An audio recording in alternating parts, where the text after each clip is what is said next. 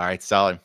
Hey there, YouTubers. This is Kevin from Survivor Super Fun Time Show. We have the man, the myth, the legend, the guy who was on Survivor 44, the famous Tika tribe, and Survivor 45, famous Bela tribe, immunity idol holder, and an individual immunity beast. Everybody's favorite silly uncle, Bruce, is joining us today to talk about Survivor 49. How we doing, Bruce? What's going on, peeps? How are we doing? How's everybody? Like this is so awesome. I love the YouTube universe. I do. Hopefully there's some good comments and stuff that come out of this, and maybe a little change of thought process in regards to who Bruce is. Absolutely. Because listen, here's the deal. Survivor Super Fun Time, Kevin, this guy right here, loved Bruce during 45. 44 didn't really get to know him. You had a little bit of an injury to start the game, unfortunately, but thankfully brought right back. I've always been pro Bruce. I know the Survivor fandom on the internet has not always been pro Bruce. Hopefully, we can get a few major believers out of this today. So I'm really excited to chat. We're going to talk about 49, what's happened up to this point in the game, what's going on in the future, and connect a little bit to 45 and maybe even talk about 50. Who knows, right? Love it. Love it. Love it. Perfect. All right. So I think we might as well just kind of like kick off here and start talking a little about 49. This past episode, it's kind of a big one. We had the second swap of the pre-merge, which is kind of odd. We haven't had one of those in a really long time. Mm-hmm. I personally was content with the two tribes of, 8 or 9 or so that had split up. But now it got split into, there were 3 tribes of 4. So Bruce, what did you think of the second swap? And do you think it was necessary? No, not necessary at all. I didn't appreciate it. I liked, and the reason why I didn't appreciate it was just for the fact that tribal council, there's 4 people at tribal council. Like it added to a little bit of suspense, a little drama, and I know that that's what you want to see on TV, but I just don't like it because I want someone to get lost in that. I want someone to. The blind side's gone. The blind side is gone at that point in time because now you're like, oh, if it's not him, then it's me. I got a 25% chance of going home. 25%. That's like, those odds are pretty freaking steep. Like, let's throw 7 people together in a sitting here in the tribal council and let them do their thing. Let them figure it out. Let it be live. You're not going to get a live tribal council with 4 people. I appreciate the live tribal. People getting up, whispering across, like, give me that. Don't let it sit there. Well, one person's, immune, and now I got to make a decision on who's going to be between these 2 people, and I'm the ruler of who's going to go home. And now that's going to get back, potentially, and then that's going to bite you in the butt because it's his decision. I kind of have to go with him because it's just, just stop it. Just give me 2 tribes, go all the way through to the merge, call it a day, and then go from there. All this 3 with this, 3 with that. Then when we get them all together, we're gonna break off because that's what's gonna happen. We're gonna get the merge, and then here's a funny idea.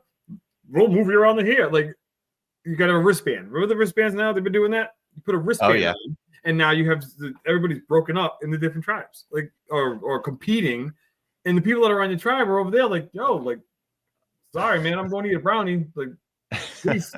Hopefully we keep our alliance. Like, just screw them with the game. Just let them play. Let them play. Yeah. I mean, that is the tough thing. I mean, it definitely messes with kind of the chemistry. And we've talked about this before, at least as fans and as players, that, it's certainly not a fair thing to do a swap. There's people who get swap screwed. And the competitive piece of it is kind of, you feel like that's kind of a little bit out the window because then luck plays a bigger factor into the game. I will admit, I like that it kind of shuffled the Etch-a-Sketch a little bit. But at the same time, it did feel like overkill because, fans have been clamoring for just 2 tribes for a good while. Yeah. And, everything's cyclical. If Jeff did 2 tribes to start the game, 3 or 4 seasons in a row, then people would say, I think 3 tribes was the way. But this time around, we got the 2. It looked like you said, some people could get lost in the shuffle. There could be a little more manipulation of the votes because there were more votes. Mm-hmm. Although this time around with Sage and Shannon, it looked like Shannon maybe did get blindsided a little bit. But it was probably the only tribe where that could have happened of the 3 in this little swap scenario. Probably not with Uli, probably not with Hina. No. So I can understand where you're coming from that perspective. I thought it was a little much. Yeah. Yeah, and I'm just loving the fact that you used the word Etch-a-Sketch because when I was a kid, that was the bomb toy. Oh, it was bomb toy when I was a kid too. But yeah, no, it's I do understand, and Jeff said it when we were all sitting down, and he came in his helicopter, and he sat on the side, and we're all in Ponderosa pregame, and we still can't talk to each other, and Jeff is like, talking to everybody, and he says it's a zero-sum game. Well, we already know it's a zero-sum game. Okay, now don't put luck and chance into it as well with switching tribes so many damn times. Like, they're just taking it away. 39 days when they played for that long. You had time to build relationships with people, and you were solid this and the other. And then if something did happen and you switched, you knew that you were locked in with that person. Now it's like you get 26 days. You're switching, what was it, day 11? You're switching tribes, and it's like, okay, I hope we're still tight. No? Yeah. Right. So it's like, it's those, let's take that away from them. Let's take that out of the game. That's just me. Absolutely. I mean, you weren't the victim of a swap. You actually kind of came out on top of a swap, right? You went over from Bela to Lulu, and you had kind of a good scenario. You didn't have to go to tribal after that swap, right? No, we so when we went over to Lulu, we did not have to go to tribal because the Bellows just happen to know how to play, and win challenges and stay away from tribal. That's right. Which was a damn good thing, but a bad thing at the same time. Well, more of a good thing than a bad thing. It would have been nice to chop away a little bit of dead weight. But it might have been me. Who knows? Yeah. But who knows? I promise you, if I would have had my idol early, I would have played it. The old Bello camp, you would have absolutely thrown that thing down. Yeah, I would have thrown it down. Oh yeah. I got inklings, but when you keep winning, it's like, all right, whatever. Like, I was very confident in our tribe. Our Bello tribe was we were able to do whatever needed to be done. I mean, we didn't take first every time, but we definitely took second, and it was a close first to second. It wasn't like we were just getting blown out and Reba sat there for 10 minutes waiting for us to finish. There was never that. It was like we were usually right behind them. That's true. There is a bit of revisionist history, because even me, like sitting here right now, all I can think about is the Reba steamroll from beginning to end of the game. And you're probably right. I have to look at who came in first and second, but yeah, Bela was always up there. Yeah. We won the first challenge. I remember that. First immunity, right? First immunity, yeah. That's right. Because I always think of them Reba winning the first one on the boat. On the boat, yeah. And I'm like, but that was like an unofficial kind of challenge, Yeah. So I guess that doesn't count. But I remember saying at the beginning of that, like everybody was like, "Oh, we're ready to go," and I was like, saying to myself, "No, this is a reward challenge. I'm not busting my ass around this reward challenge at all. Like, do you want to swim? Nope, I can swim. I would have swum, but it's the first one, so I don't need to like taking it along the water, and then now I just can't breathe and I can't swim and I start sinking. Like, I don't want all that. I want to run, throw bags." Move a line across the Katara and then call it a day, and I'm done. So. Honestly, fair. I mean, because like even though it was only a day or two, your initial experience, that probably factored into your thoughts on like the first challenge. You're like, is it really that important to win this one versus the next one? It was 12 hours. That's the crappy part about it is so we got to the beach, we do our marooning, blah blah blah. We all know what happens, and then because it was a winter time, the sun went down very, very early. Very early. So when they showed me sitting on the beach, having my moment there, the sun had gone down maybe a half an hour, 45 minutes before that. And when it's dark, it's dark. But you got to think about it. Like right now, I'm in New England and the sun went down at 4:30. And it's not even time yet. So it was Pennsylvania, feeling the same thing right now. Yeah. Oh God. Seasonal depression, full swing. Yeah. Seriously. It's funny how that kind of all interties, because part of the swap, actually, now that you say that, was going to former Tika Beach, correct? Mm-hmm.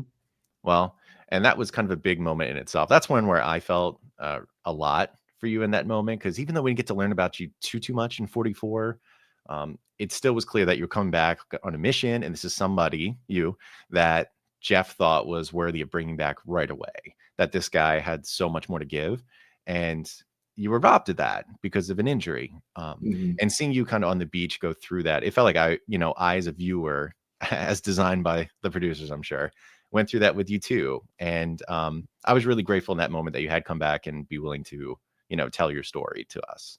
Well, I appreciate that. I really do. And as many times as I do hear it, whenever someone does say that, I know that it's genuine, and I can tell. Because when I started getting like, thank you, I appreciate it. Like that's the thing.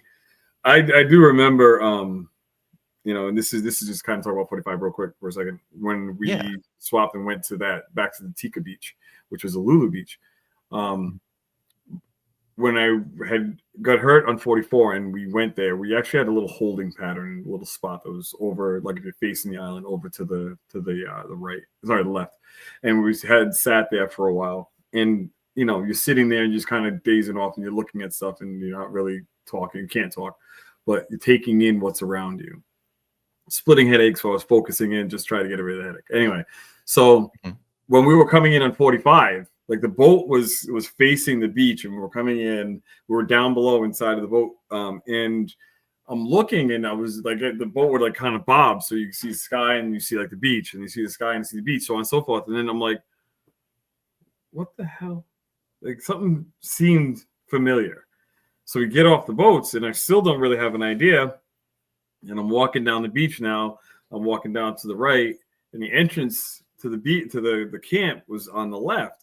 And I'm walking, I'm like, I just started like feeling some kind of way, like, wait a minute, this can't be. There's no way this is that beach. And then we walk up, and little inside information. When you make those approach walks, that's like the third time that they show it. I mean, it's the second time, but you're definitely doing it 3 times, because they got to get a drone shot. They got to get, everybody's face. There's so much production that goes on with it. But then they leave you alone and let you buy, to your devices. And as soon as it registered, I got up on that beach, and I was like, I lost it. I lost it. What they showed was a tidbit of how I felt. Like I was in my field 110%, because it was just to be back at that beach and then walk down to the beach where I was medevaced out. I was like, oh my God, like this is crazy. Like, yeah, it was very emotional. So yeah. Well, I appreciate you sharing that. Oh. I do have a kind of a follow-up question to go along with that. Because I sit here and I think about, in that moment, if I were to be the one sitting there making that realization, my second chance at playing the game, is that a moment where, once you get over kind of the initial, sorrow, I guess, of the situation, do you then go from there and use that as kind of a motivation? It's like, listen, I'm fucking back. Okay. Yeah. We're going to make this happen. You know what? It's funny.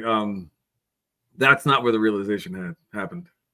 The realization happened not when I was in the airport with everybody getting ready to fly to Fiji, not when I was in the airplane, this and that. It was when we walked outside of the Fijian airport to get on the buses to go to Ponderosa. That's when it happened. That's when I'm like, oh shit, yes, like what's up, baby? I'm back. This is awesome. And my key phrase that I used every time I had an interview was, I'm playing with house money, man. Like I'm going 110%. I don't give a damn. Like I'm not even supposed to be here. How many people hurt themselves and get invited right back the next season? It doesn't happen. Doesn't happen. And I was just like, yeah, like they saw something, and I'm gonna give them whatever they want, because they're paying for this. Because again, it's house money. I don't have to pay for anything. This is great.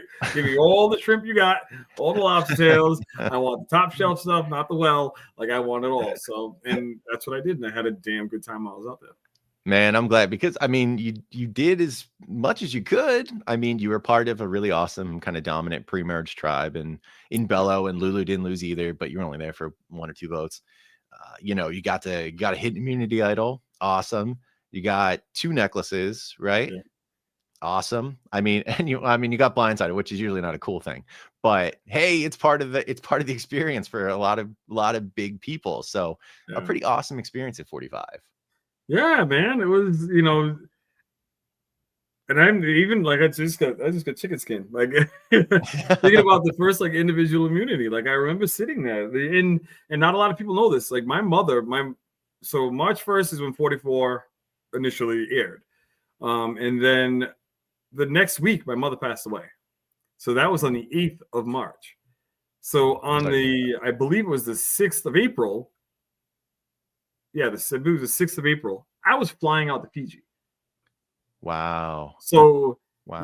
like But what I'm getting at is every single challenge that I did, every single one, it was like I would sit there and I just look up at the clouds and I'd be like, "Come on, like, you know, kind of do my thing," and I do one of those, and then I would zone in, and that was my motivating thing for playing, you know, and trying as hard as I could in any challenge that I was doing. Because I'm wired like that anyway. Like, I'm a very competitive person. Like, don't try to play me in checkers, because if I lose, I'm flipping the board. Like, it's one of those things. But like, that was my motivating factor. And people didn't realize that. And there was sometimes like I would like bring myself away and be reserved. I didn't want anything to do with anybody because I'm in my feelings. And then you don't want to do that on the show. Like, for me personally, I don't want to do it on the show. I don't want people like I'm sitting in the middle of camp. It happened uncontrollably, but I don't want like all of my emotions to come out. And I think that's something that was maybe misconstrued a little bit with my castmates and with people watching. Well, I think that would make a lot of sense, because I mean, maybe they just couldn't understand how you were trying to manage those emotions when, you know, because they couldn't understand what you were going through in that time, and instead, I guess, maybe interpreted it in different ways. In this kind of moment here, I mean, I don't know if this is an example of what you would say is maybe, other than it just being a difficult challenge, that, you know, you were taking that time to really think about that, to kind of be introspective and think about what you're doing it for. But this was a pretty big one that you outlasted. What was it, Mama J at the end? Mama J at the end, yep. That away from her. Yeah, that was a big one. If she had 3 more seconds, man, that thing was slipping out of my hands. She just happened to lose it just in time. Like, that's the thing. Like, everything's pretty quick. And I remember at that moment in time, I'm sitting there and I'm holding on to it, and you know, the line is yellow, right? So that's my daughter's favorite color. So, and I said that, and then D, I remember saying Sid Strong, and I was like, "Yep, there you go. That's beautiful." But yeah, at that moment in time, it's like, you know, Jeff says dig deep. People just say it as a punchline. Like, you have to, like, yes, the knot is there, but even still, you're still holding on. But then when we got past that last knot, like, that is like digging as deep as you possibly can, holding a weight that's extended out on, you know, a long ass pole, and you're just like, you know, what am I gonna do? Like, oh, I got nothing else. Like, just hold on, just make it through this moment. And that was it. That's true. You got to do the what is it, the Gabler thing, when he doing the one challenge. He's like, you know, this next minute is for the state of Idaho. Yeah, this next minute is for, you know, Lester, whatever his name is, I forget. Yep. And that's a tough one. He's an man. Amazing man. If you have a chance to ever get, like, I don't know if you've interviewed him or I love Gabler. Oh my God, he's just salt of the earth. Just make you smile when you talk to him. You know, just so awesome. You'd be shocked. I talk to Gabler all the time. You do? Oh, that's awesome. I love Gabler. I text him and his wife. You know, they're just went ham on his tattoo. By the way, that tattoo is insane. The giant octopus. Yeah, good for him. I was like, dude, that octopus is gonna be wild. And he was getting people to vote on it and stuff. And man, he showed me, like, he got a matching tattoo with Cody from 43 or something. Man, he's a fun guy. I love Gabler. I'm always gonna have a special place in my heart for Gabler, because he's the first player I ever reached out to do an interview, and he had zero This was not long after his win. He just was instantly on board. He's always happy to yap about Survivor, just like you, buddy. And I don't know, it's pretty great. So I'm glad you love Gabler too. I love him. Yes, he's awesome, dude. Well, that's awesome. So, and you two both have won an endurance challenge that's pretty similar in that way. So, and it looks like you're using kind of similar tactics, which is awesome. No surprise that the older, wiser gentlemen out there winning these challenges. Yeah, you can't sleep on the older, wiser guys. And then Mama I'm just gonna go with older. Yeah, we get that old man strength. You know, my son doesn't understand it. My son's 19 years old, big shoulders. He's a just 6 foot, almost 6'3". I don't know where I got the height from. I'm 5'10". Just a big kid, and you know, he wants to scuffle every now and again. I'm like, oh, I got 45 seconds of old man strength. You need to knock it off. You're gonna get it. It's like, I'm gonna put you into the ground as fast as I can. I need you to know that. That's right. Man. Yeah. See, like, to this day, my dad, significantly older than me. I'm 35. He's probably 72-ish. And I'm not gonna mess with him, even though I probably should beat him down. I'm just not trusting. He's probably got 30 seconds old man strength. And honestly, that may be enough. That's enough. It's enough, you know. That's right. Mike Tyson said it the best. Like, everybody's gonna plan to get punched in the mouth. That's right. You know, my dad always says that one too. Man, you all are cut from the same cloth right now. There we go. Yeah. All right. So going back to 49 and kind of relating to kind of your game here. So part of the swap was a strategic issue, for what was going on in Bela and Reba, because, Lulu was so bad, and like the original Lulu was so terrible that inevitably it was going to come to a head in a Bela Reba battle. And right now in 49, it looks like it's going to lead to a Hina Uli battle. So red and yellow this time. And in this swap, we could see shots taken at each other. Old Uli was pretty much getting rid of old Hina as much as they could to get a leg up on the merge. Now, this last episode, they took out an Uli. So it looks like going into the merge next episode, it's going to be a battle where we're going to start off with 5 Uli, 4 original Hina, and then 2 Kella just chilling in the middle. And I have to admit, it's a pretty similar situation to what you had going on in 45, where you actually Reba had the advantage going in, and Bela was pretty close. And then you had just 2 Lulu just kind of chilling there. Eventually, you all did get the advantage after 2 Reba went, J-Maya and Sifu. Yeah. I guess my question is, gearing up for that, was Bela kind of in that same mindset of trying to go to war? Because I wasn't sure as a fan. It didn't look like it. I was in the mindset of that. Mm-hmm. I can speak for myself 110%. And I'm going to speak for everybody else. What was the conversation among Bela? There wasn't any conversation. And, there are and I'm actually for the first time rewatching my season. And really? I've only made it through. I've only made it through the 4th episode so far with my wife and I. Like we got to the end of the 4th episode. I'm like, I can't right now. And it's been like 3 weeks since we've gone back. Fair. It's got to be tough rewatching the season. It is tough because we, in looking back, so we only see so much, but in looking back, I know the conversations once we made the merge. Prior to the merge, there was conversations that were had. Maybe I misconstrued them in a certain way. Maybe I didn't, but I'm feeling very strong in my thoughts with them. Is that, we were told it was going to look too obvious that we were all working together if we were all seen talking to each other. Mm-hmm. Well, Reba was talking to each other on a regular basis. The first night that I showed up to camp with the merge, and I slept on the beach because that's what I did. I cannot sleep on bamboo. It's not going to happen. Mm-hmm. The ground around the bamboo hard as a rock. So I went to the beach and I slept on the beach every night. I remember one night, and it was probably the first night of the merge. I remember waking up and sitting up and looking over, and the Reba 4 were like right there, talking. And they saw me sit up, and they kind of went their own separate ways. And I'm like, and I go back and I'm trying to report to everybody, and they're like, oh, we can't talk, we can't like, and I'm like, what is going on here? Like, you have everybody from Bela trying to find a way to get away from Bela. It was the weirdest thing. Like, I think back now on it, for the most part anyway. Mm-hmm.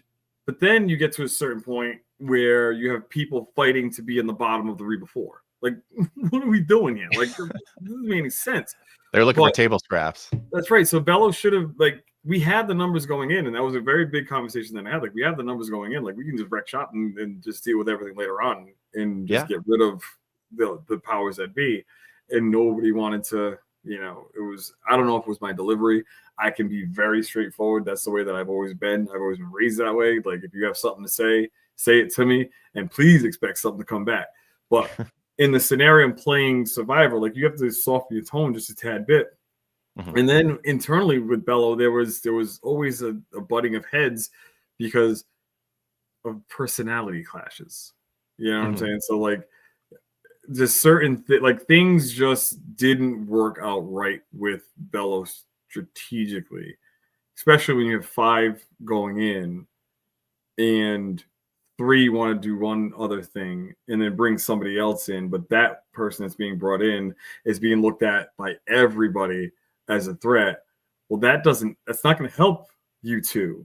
What's going to help you two is having a conversation with the originals, bring that one in as a number, and then that number coming in, Caleb, coming in, he then can grab Emily, and now we have a super majority, and we can do whatever we want. 1, 2, 3, 4, go on. Now we cannibalize each other. Perfectly fine. Yeah. Like that's a simple way of putting it. In my mind, the way that I look at Survivor, and anybody can say anything different. Like, this is how I look at it. You might look at it a different way, but that's how I look at it. It kind of made the most sense going into it. We have our strong core. We only lost Brando. Yeah. So, which that scene drove me nuts just listening to that. Like, what is going on right now? Like, self-preservation is there, but it's being verbalized a different way. Like, I understand what you're trying to do, but it's not working. And I remember when we won that challenge, the slingshot challenge. It was Reba came in first, then it was us and Bela. I'm sorry, we were Lulu at that time, and then New Bello. Right when we were getting ready to leave, I look at Kendra and I mouth over to her, "Take care of Brando." I remember very vividly doing that and saying that to her, but I didn't verbalize. I just kind of like mouthed it to her. And she's just like, and then we leave and we go to the next event, and Brando's gone. So it's like it would have been insane to have all 6 of us show up, at the merge or sorry, and just steamroll everybody. That would have been great. That would have been awesome, but it looks like Austin and Drew kind of saw to that, and Emily too. Emily was like, "Listen, I'm going to hitch my wagon to Austin and Drew," and I guess Kendra and Brando don't really have much to say about it. So it seemed like maybe that was, going to kind of be inevitable. If Emily thought it was a better idea to run with Reba, I don't know why she chose one over the other, honestly, because Bela had a bunch, so did Reba. So I don't know what the tiebreaker was on that, but going to the merge, I'm glad that you named Caleb, because it did seem like that was a thing. Like, people were really trying to fight hard for Caleb from Bela to keep around. I didn't really understand that, because I was like, man, other than being in a very significant minority and being a not Reba, otherwise I was like, I don't know why you would keep Caleb around. But to the point where they were possibly choosing Caleb over other Belo, and I never really got that. I was like, man, these clashes of strategy must have been massive, because I was just like, Belo, just stick together and just start picking them off, especially when J. Maya and Sifu were gone. Forget it. Yeah, that was and the writing should have been on the wall when we voted Sifu out, because we all convinced Drew to write Sifu down. Yeah. And Kendra came to me like, we were, saying issue, I'm with you, all the stuff in the past, and I'm like, oh, okay, I got you. Like, we've already hashed this out, but we'll do it again. That's fine. Like, all of that stuff. So now what ends up happening is that we should have been and felt very strong. We can send Drew back to Reba, and then Drew was like, yo, they're tight. Like, they really are tight, and we gotta, kind of do what we gotta do to keep them down, which, hindsight being 2020, didn't have to do anything. Like, we would just cannibalize each other from the inside out. Like, it's weird. But yeah, no, we had all the firepower, we had all the bills, ready to be paid. It's just, the debt collector just asked for way too much more than we expected. Well, yeah, sounds about right. I mean, it definitely, and not to belabor 45 too much, and we'll talk about 49 in a second, but I think this is a good example of how maybe what's going to come for 49 may not work, despite having the numbers. There's a game within a game. It's more than just numbers, because definitely a clash up to that point in the season, other than strategically, it was really just personality, was whether it was just edit or reality, was the classic Bruce and Katora thing all season. It was basically, you see Katora's side, like, listen, any chance I can get to talk trash on Bruce to everybody, I'm going to highlight it. I'm going to expand on it. I'm going to make sure that Bruce looks like a fool. Yeah. And I can't imagine that helped contribute to the unity of this Belo that comes up in the future. And is that something that you felt, and maybe that's one of the reasons why there was a little bit of a crack come merge time, that Belo couldn't get on the same page? It's yes. I'm going to say it 110%, because if you're sitting there, and if you're Survivor's a weird game. If this stuff was being said about someone, because now, mind you, it was done it all in confessionals, and a couple times she would say something about myself, but it would be like just enough to kind of get into somebody's head and start changing someone's mind.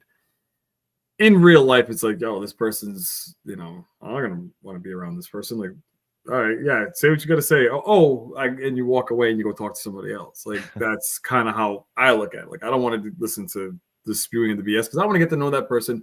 And when they're like that to me, then I'll send them away. Don't try to change my mind and on your own experiences.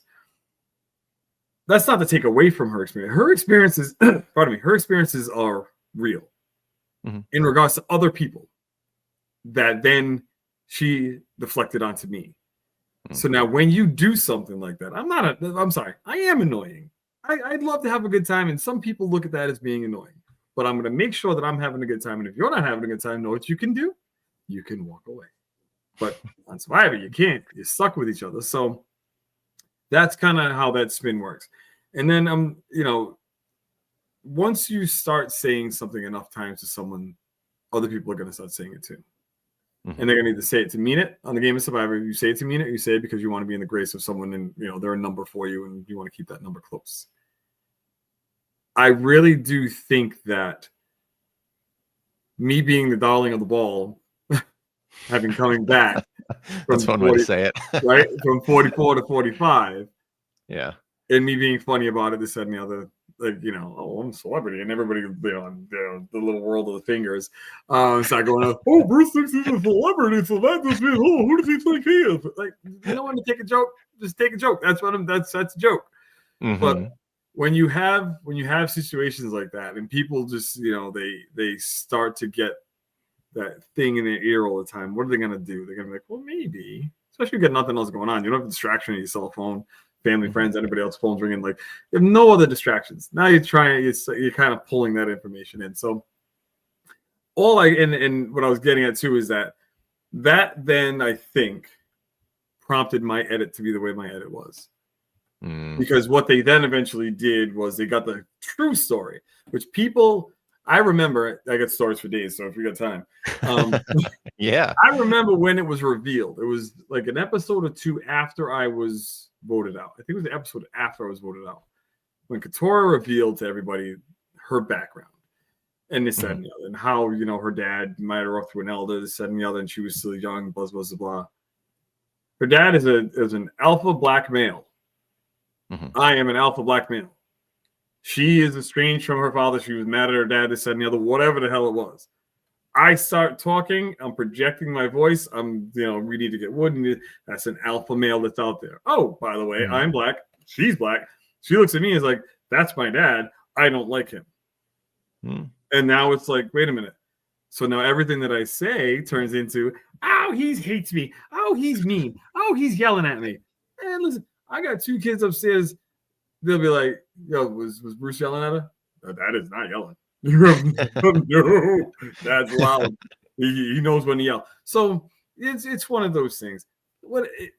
I've made peace with it. I made peace with the fact that my edit was what it was, and it was week 2. I was like, haha, this is funny, like whatever. Week 3, I'm like, It's like, oh, that's what I'm gonna be this season, huh? And week 4, I was like, okay, enough. I'm done. Like, stop showing my face on the television. And every time my face shows up, her face shows up, complaining about me. I'm like, yo, stop. Like, stop. Like, I even at one point in time, I was having a conversation with my wife. I'm like, yo, like, I know this show is already edited and it's already done. It's already handed over to who it needs to be. But I was like, I want to call someone up and be like, oh, stop showing my face. Just stop. Because it's making me feel some kind of way. And we signed the paper that says, do you mind if we, have you, if we show you in a certain way on the television screen that might upset your family, something along those lines, I'm paraphrasing. Are you okay with that? I'm be on Survivor. Yup. You sign whatever you get. It's like, yeah, I'll sign it. But yeah, I can understand why you wouldn't like it. That's for sure. Because I mean, who can expect that? I think everyone goes into the game thinking that there's going to be there's aspirations that it's going to be a favorable edit to some degree, or at least one where it's not going to be totally one-sided like the story. And it sounds like for 45, although they showed you as, I think a dominant player in many ways, a leader. At the same time, they also showed a lot of that. So I could definitely understand why you probably had to have more complicated conversations about your edit than some other players did. And I think it's unfortunate. But it seems like you're kind of rolling with it well now. Yeah. But even then, the fingers were out there and they're all saying that stuff. And all my friends and family who I hold near and dear to me, and I don't give a damn about anybody else. And the people that I meet, you want to become a friend, we'll become friends. Be honest with me, and we'll be perfectly fine. My friends are like, what the hell is she complaining about? What are they complaining about? Like, you didn't do anything. Like, this is how you talk to someone, because they're older, and older people tend to know how to talk to each other without getting offended at that point in time. Like with this scenario, it's like, well, nothing is being said to be offended. Like if you were a part of my group chat that's on my phone or my text thread, and if you hung out with us on like a Saturday night at the marina, you would roll, because all we do is have fun with each other. But it's one of those things. Like we had guys night on the show, and it was beautiful because that's what we did. We had so much fun ripping each other to pieces, but we also were respectful, and that's a part of it. Nothing was taken personally. So honestly, speaking of guys night, what a great group you had there. You got Drew, you got Austin Lee Coon, you got Jacob Kane, and Mercy Baby. What a crew. We all got together. We went to Tennessee together. We went to Tennessee. We went down to see Mama J. We went to Tennessee, and there were some pictures on Instagram that we took. And it's funny because people didn't catch on to this, and we're saying it now here for the first time. But we took the picture of us all together, and we talked about it, and we had a good time. We had some good laughs, and we remembered some stuff that we kind of forgot, and whatever. We took pictures, and the way the pictures went, we did it from skin tone. Because we're stupid. You lined it up from palest to darkest? It was the other way, darkest to palest. And if you go back and look at the photo, Drew's the very last one. So nobody looks like a jar of mayonnaise. I would, but it was this. But this is what we do. This is how much fun we have. And those three young men, those three gentlemen, I love them all near and dear. Like they're members of my family. Like, I can make a phone call to them right now, and I know that I got some messages from last weekend from Austin, and I talk to Jake all the time. And then Drew said something very poignant to me, and it really meant a lot when I saw him. It's something to be said about just people that are just kind and honest, and those three guys they got a good spot. I love those guys. I've never talked to Drew. I've been very fortunate to talk to Austin. Austin, as much as you were my guy, Endgame Austin ended up being my guy. And Jake, oh my God, Jake is a guy who will probably not get remembered as much as he should in the new era, because a lot of votes didn't go his way. But oh my God, what a funny guy. Yeah, Jake's hilarious. I call him up. I'm like, "What's up, Jake?" He goes, "What's up, old man?" Like, "Hi, young." I'm glad you two are tight. And, we just talk about whatever. So because like regionally too, you all are pretty close. He's 45 minutes away. Like as much as I can. Like if I go up there and with the wifey, like I'll make a phone call and see if he's around. But like if there's events going on, like we'll go together. The Survivor Cafe. Yeah, Survivor Cafe, which is really dope. Like if you are watching and if you've never been to the Survivor Cafe, it is awesome. And then periodically there'll be like a Survivor player that'll just show up, and like when I went to the Bryson Wen, but it was two separate things. Like the cafe's upstairs, Bryson Wen was downstairs, and I walked in there and people didn't like, they knew something was going on downstairs, like a watch party, but people were like looking like when I walked by. I was with my wife. Like, is that Bruce? Is that Bruce? And I signed autographs, took pictures for like 40 minutes. My wife was sitting at the bar, like, and I'm like, I'm trying. And she just like, no, that's pretty awesome, man. Yeah, the cafe is awesome. Because I saw you at a Bryson Wen thing, actually twice. One time was in DC though. Yeah, and doing the same thing. It was a fun time. It was during 45, and I'm embarrassed to say I saw you at the 44 finale. And not that part. I was happy to see you there. That wasn't the embarrassing part. The embarrassing part was I didn't realize like the rest of the 45 cast was there. I didn't know who the hell they were at the time. Yeah. That's what it's supposed to be like. You're supposed to be inconspicuous when you go to these events. So you're not supposed to be on, in the the people aren't supposed to know that you're on the show. And Oh, do I yeah. think things are gonna lax a little bit? Maybe, but there was always the threat, like you're gonna lose some money if Oh, yeah. if your face is on there when where it's not supposed to be. And we all did a very good job. Speaking of, and this is the last thing I'll bring up. Oh, So sure. we're at 44 finale, Uh-huh. and right before, like right at the very end, Jam is crowned, this, that, and the other. Mhm. Actually, right before Jam was crowned, I remember going up to every single member of the cast for 44, giving them a hug and thanking them for being on their season. Every single one. And then 45 was bunched up down at the base of the kind of the VIP. And I went over and I kind of stood to the side from 45. And then he said, when Jeff was like, on the next season of Sweat, and I moved over to 45 and kind of did that ceremonial thing with them. So See, losers, next one. no, I know you didn't mean it like that. In my mind, I'm just like I got you. visualing some like days like, we had our time. Yeah. I'm over here this time around. Peace out, Cub Scouts. Yeah, exactly. Actually, funny enough, 44 finales where I first met Gabler. Really? Yeah. He was chilling there. I was watching him during some of the crowning. It was a good time, and that's where I met you too. I remember gave you a little handshake. I don't even remember if it was a hug, and I was like, "You're looking pretty skinny, bro. Looking pretty skinny. Hopefully, it went well." I probably that's said when I was something convinced you won. That's it. I was That like, was a funny ass comment, just saying something stupid. Oh, you were trying to keep it chill. You were just laughing a lot, and so like, yeah, and then but you didn't say much. Doesn't matter. I was convinced at that point. I was like, this man just took home $1 million. I can't wait. And yeah, we all learned, but that's fine. Yeah. But anyway, of course, dude. Like, just to be clear out there, I told Bruce this before we started filming. I love Bruce.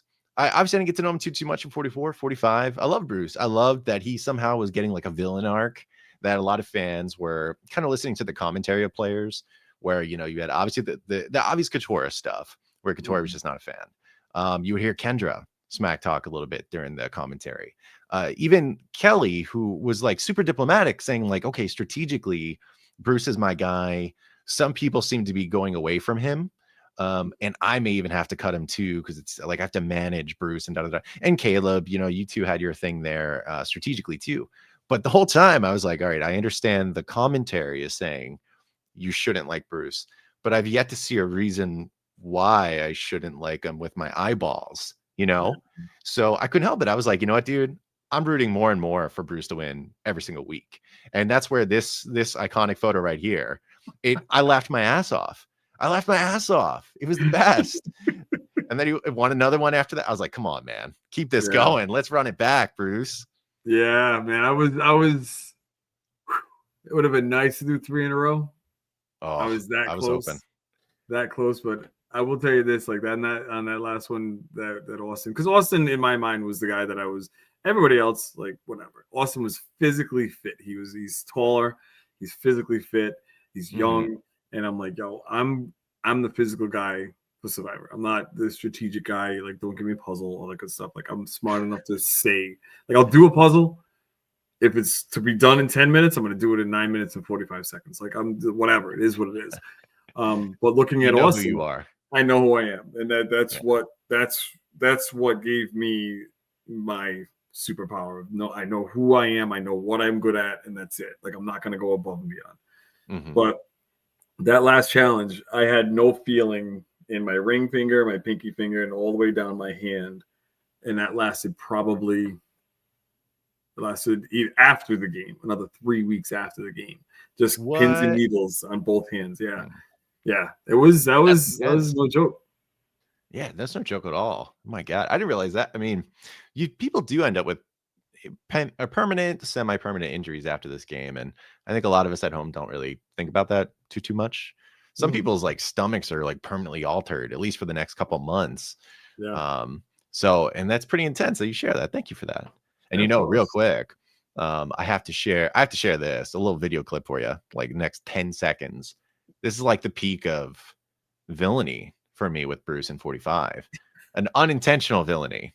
Okay. Let's go. No, it's the wrong one. I played the wrong clip. No.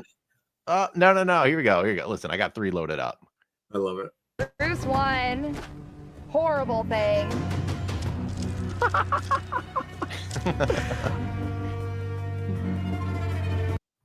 The sadness.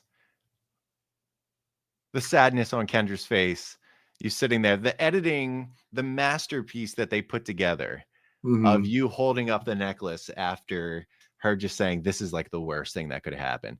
Oh, Yeah. the beauty. But here's the thing. You ready? Everybody come close. Yeah, everybody get close. Let's get in. It's Pick a really name. gotta suck somebody almost 20 years older than you beating you at stuff. It's gotta just suck. It's gotta hurt somewhere, somehow. I'm sorry, but that's what I do. Straight, like, listen, all I do is win. I'm DJ Khaled over here. I don't know what to say. Stop me. I remember winning, and they showed, you know, it was like after the first immunity that I won. I did a video on Instagram, and Kendra reminds me of this all the time. There was a song, "I'm on a New Level," and I was in the car kind of doing my thing. It's this one, and that's my sticking point with her. Like, I'm on a new level, and which I was every time that I was able to either, because it was even before the individual stuff, you know. And this is something that, you know, and I've said it before, and I'm going to say it again. The first challenge that we had, Jeff gives us the time to be able to figure out what it is we want to do. All right, strategize, you know, and then we'll get going. And you don't get a lot of time to strategize, and we figured that out real quick. But the thing is that, okay, my thing, I'm a coach. I coached years, like 13 years of coaching, multiple sports. So multiple things that I had to take a role on. And one of them, I was a head coach of a football team. And that was for 9 years, head coach as in the youth level, high school level for 2 years. And I was a head coach of a freshman, sophomore team.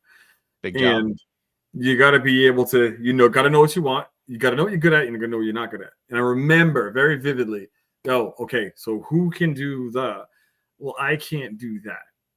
And the first thing out of my mouth, I said, first off, we don't need to know what anybody can't do. I want to know what you can do, because if you can't do it, somebody else can do it. So who can do that? Oh yeah, that's good. Yeah, and everybody's in. Everybody's like, that's the mentality that we took. So what are you good at? Oh, I'm good at, untying knots, so I'll be good at that. Okay, cool. So you take that one. What are you good at? Me, I'm good at throwing shit around. Fine. I'll be over there and doing that. Like, that's what helped us. And then they show a little bit of the clips, but physically, those challenges are all physical for the first two runs of the challenge. The last run of the challenge is what? It's a puzzle. So yeah. I'm throwing people around. I'm moving stuff. I'm doing all the stuff I need to do. Damn near passing out. We're doing that block puzzle. Caleb's in the way. Talk to Caleb afterwards. He's like, yeah, I stood in the way on purpose. Like, yeah, I know you did. So I said, move. And then, people tell me, use nicer words. Like, what are we in preschool? Get out of here. Nicer words. Oh, you're competition. Like, get out of the way. Yeah. It's either that or don't say a thing. Run them over and say, oh, I didn't see you there, and risk him getting hurt. Mm-hmm. So I'd rather say something, maybe hurt his feelings if I said something, as opposed to physically hurting someone. Yeah. And those blocks weren't light. So anyway, that's my gripe session. No, I love that. No, it's true. I mean, Bela's pretty badass. You were a pretty massive leader in that regard. And I think a lot of times at least in the edit, they framed like at camp, kind of the leadership role or the advice as a bad thing. But there's no way in the challenges it could have ever possibly been a bad thing. Like having a coach in those probably helped propel Bela to be an organized unit the way you were. So yeah. I think that makes total sense. And I would, like Kelly, Kelly stepped up. She played, soccer. So she played soccer. Jake was a theater kid. He didn't play any sports, but he was very physical, and he's coordinated. So he did his thing. Brando took the role of someone being told what to do. Kendra, she was very physical. She was a physical woman. Like this is what we brought to the table, but find out what you're good at. If you're gonna I gotta say real quick, man, Kendra is a beast. I talked to her recently. I did a reading with her. She's did? Nice. Beast. Yeah, I know. I'd never done one before, and I was like, I'll talk to Kendra about stuff I don't really know anything about, because I don't know anything about that stuff. But I did like a compilation of her best moments at one point, because I was like, Kendra's probably a player that's not really going to get a compilation, because she didn't have those marquee moments. She wasn't an immunity beast or anything. But when I did that, aside from funny moments, I was like, yo, she's good at everything. Like all the challenges, she was a super contributor, and she'll never get credit for it, except by her castmates like you. Yeah, I give Kendra all the credit. And I can give credit to just about everyone, because there's some people I didn't play the game with. and I didn't kind of get a chance to see. But emergatory people on, like I can give them the flowers that they deserve, for the things that they did, because everybody has their own skill set that comes to this game, and there's a reason why you were selected to be on this game, because you create and or mitigate conflict. You're good TV, you're a good storyteller, whatever have you. Like you have all those things. And then to go back to what they're showing on everybody saying stuff about me, please don't get it twisted. I talk shit about every single castmate that I came into contact with, because I had something, but again, it was something that I didn't bring to the game, because when you do your confessional is all about like whatever you want to get off your chest, is get off your chest. If they use it against you, not to say production does, but if they use it against you afterwards because something airs, then that's, I didn't know who you were. I don't really give a damn. I know who you are afterwards, but during the game, like, yo, you're impeding me winning $1 million. Like you snore. It's annoying as hell. And you say you don't snore. Well, how the hell do you know you don't snore when you're sleeping? So it's one of those things. But, yeah, absolutely. I mean, yeah, everyone's a different animal, I'm sure, in the game, in the pressure cooker, what it is versus outside of it. And you just hope that everybody at least the cast can understand that, let alone the fans. The fans forget about it. To some degree, they're kind of a lost cause in trying to explain that to them. I mean, you can only hope they're super open to it, but it's entertainment. Funny enough. It's funny. No, that's okay. Yeah, please, if you have another thought on it, let me know. About the fans, there are so many, and I'm not just talking about the Boston fans. You're somewhat of a local guy. You go to Boston to still watching. They're like, oh my god, like you're from here. Like you have the recency bias, if you will. I've been to DC. I've been to down in Texas. I've been to a bunch of different places to watch these shows in Florida, to be in front of people that love this show, and they see, and never once have I ever met anyone, and maybe if they wanted to keep it to themselves, they kept it to themselves, but they're always massive amounts of people that want to come to me and be like, yo, Bruce, how you doing? La, la, la. First question, how's your head? Perfectly fine. I'm standing in front of you. But the outpouring is great. It's just those that get on there and they want to say whatever they want to say, and it's fine. Say whatever you want to say, but please understand, I'm gonna clap back. You're gonna read it. When I know you read it, I'm deleting you. Like it's I'm blocking you. So I get the last laugh. It is what it is. I'm petty like that. Who cares? Are you pro petty Survivor players during their airing? Because, like, for a great example is Say in Survivor 48. I don't know anyone who shit talks like Say. To a certain extent. Like more so to fans versus their own castmates. Maybe that's a better question. Yeah, to fans, you can kiss every part of my ass. Just for the simple fact. Like, I'm sorry, when I say fans, not my fans. Fans, yes, bring it, let's have some fun. Blah, blah, blah. The people that want to be just disgusting. I had one comment in my messages that was, questioning my being a black man because I'm married to a white woman with 2 children that are interracial. Like that kind of stuff right there. I will light you straight up. Like I will have so much fun with you, and then I will drag you as much as humanly possible. I will go as so far. I will find out if you had a MySpace page, I will try and dig up stuff from you on the MySpace page. I will take away from all the other stuff that I got to do during the course of my day to be able to try and find some stuff on you. But hey, remember when you had this kind of haircut? Who you trying to be? Blah, blah. And then I will do that. I enjoy that. I will talk to castmates. Towards castmates, I don't like it because it happened to me. You're taking away the shine of somebody when all they wanted to have was they wanted to be on the television show. They wanted to win $1 million, and they do want to get fans out of it. They do. Like we want to feel some kind of way with people that watch a show. Like I coached football for years. Whenever I would coach, I would tell the parents of the kids, this is a team sport. You're going to see Junior, and Junior's going to do whatever he wants, and he's going to be doing a circle when he's supposed to be going in straight. Like that's on Junior. So you're only focusing on him. There are 10 other kids that we got to worry about. So now with that being the case, when you're sitting there, you're on Survivor, everybody, family, friends, everything like that are focused on you. And you're on TV. And Bruce just said That's the dumbest shit I ever heard. And now it's like, oh my God, how can he say that? I hate him. Just like when Emily was so, allow me to push back. Emily, yes, please push back. I'm all about it. But people are just like, who the f does she think she is? I hate her. And I'm sitting there like, yo, Emily is the sweetest person. Like, she is so amazing. Like the things that she does, her couth is whatever it is. Mm-hmm. I love this woman. Like, she's awesome. I love Emily. I would help. I would take care of her. If I fell into that world of hers that she needed help from me, I would say yes, 110%. But you need to know the person, not just the character on TV. So that's where you talk to fans all you want, but castmate to castmate, I don't like that at all. Let things simmer down and then reevaluate before you start talking junk. Don't talk junk about your castmates, like just trying to get clickbait. I don't like that at all. I think it's pretty fair philosophy to kind of roll with, because like I'm sure people would be surprised to know, to some degree, like fans, they go like they'll watch like 45 and see even like Kendra wanting to get rid of Bruce and other.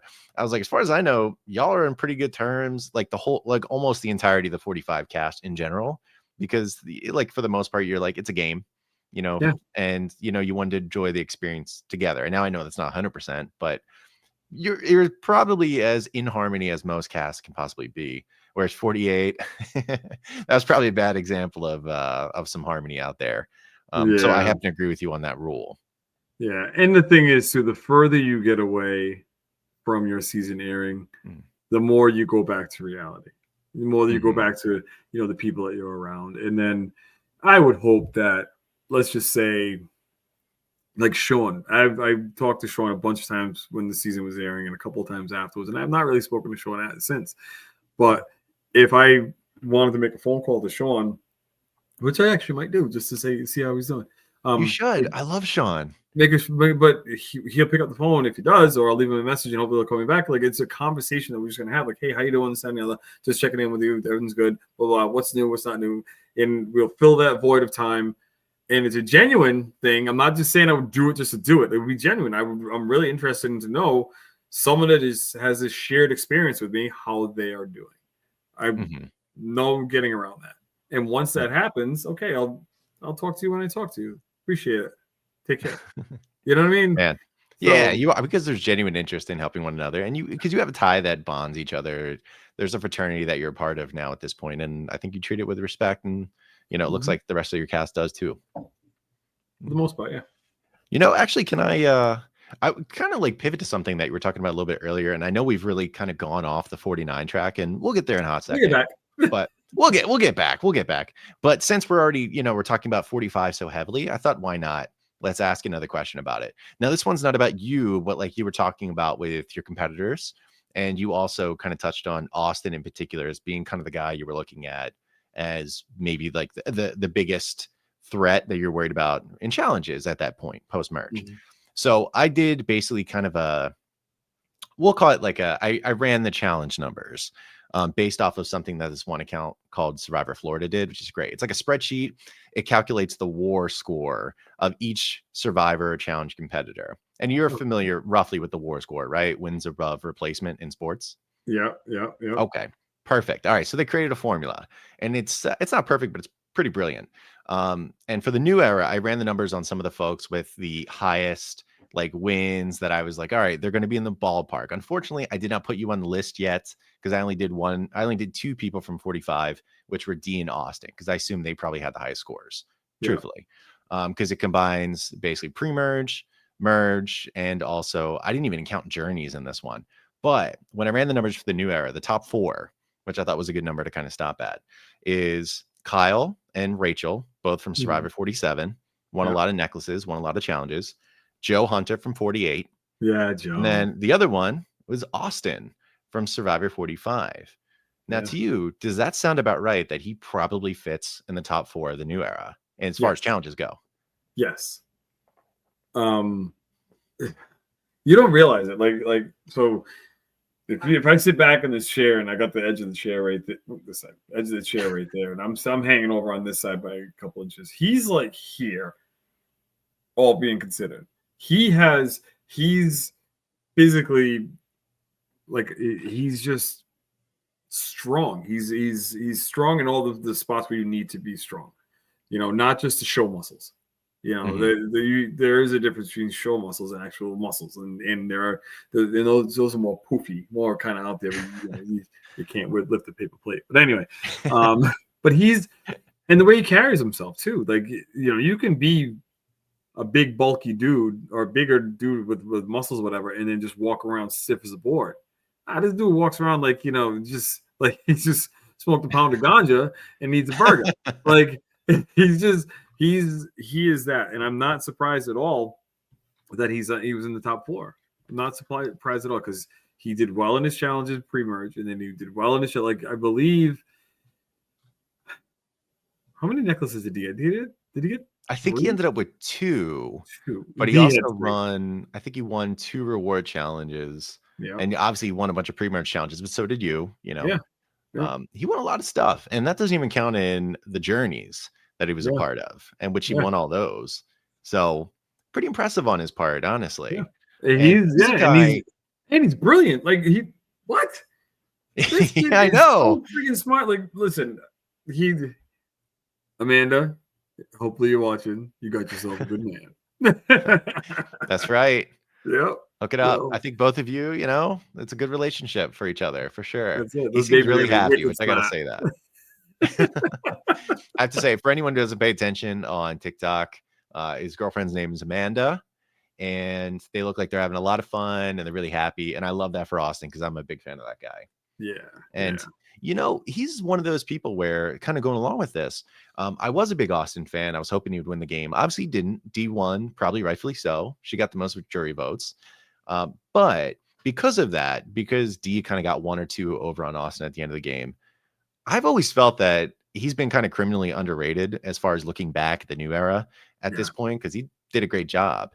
Now, I would say he's probably the most underrated now at this point, looking at the 45 game, even though he got second. What were your feelings like historically since then? Do you feel as though, you know, maybe his game has gotten proper respect that it maybe deserves, or not? The unfortunate part about Survivor is that once your season is over, you are almost not thought about unless you're being compared to. And there's no one that could compare to Austin because of the work that he's done. Maybe Kyle, obviously, I just lost his name. Kyle, Rachel, Joe. Nope. What season? Oh my God. He won more. He was on the second on the list. You just talking about the 4. Kyle, Rachel, Joe, Austin, D. Sorry, Kyle. Kyle was a number. That was a name. Kyle. Just Kyle. Sorry. Kyle. My senior moment just was awesome. Don't roast me.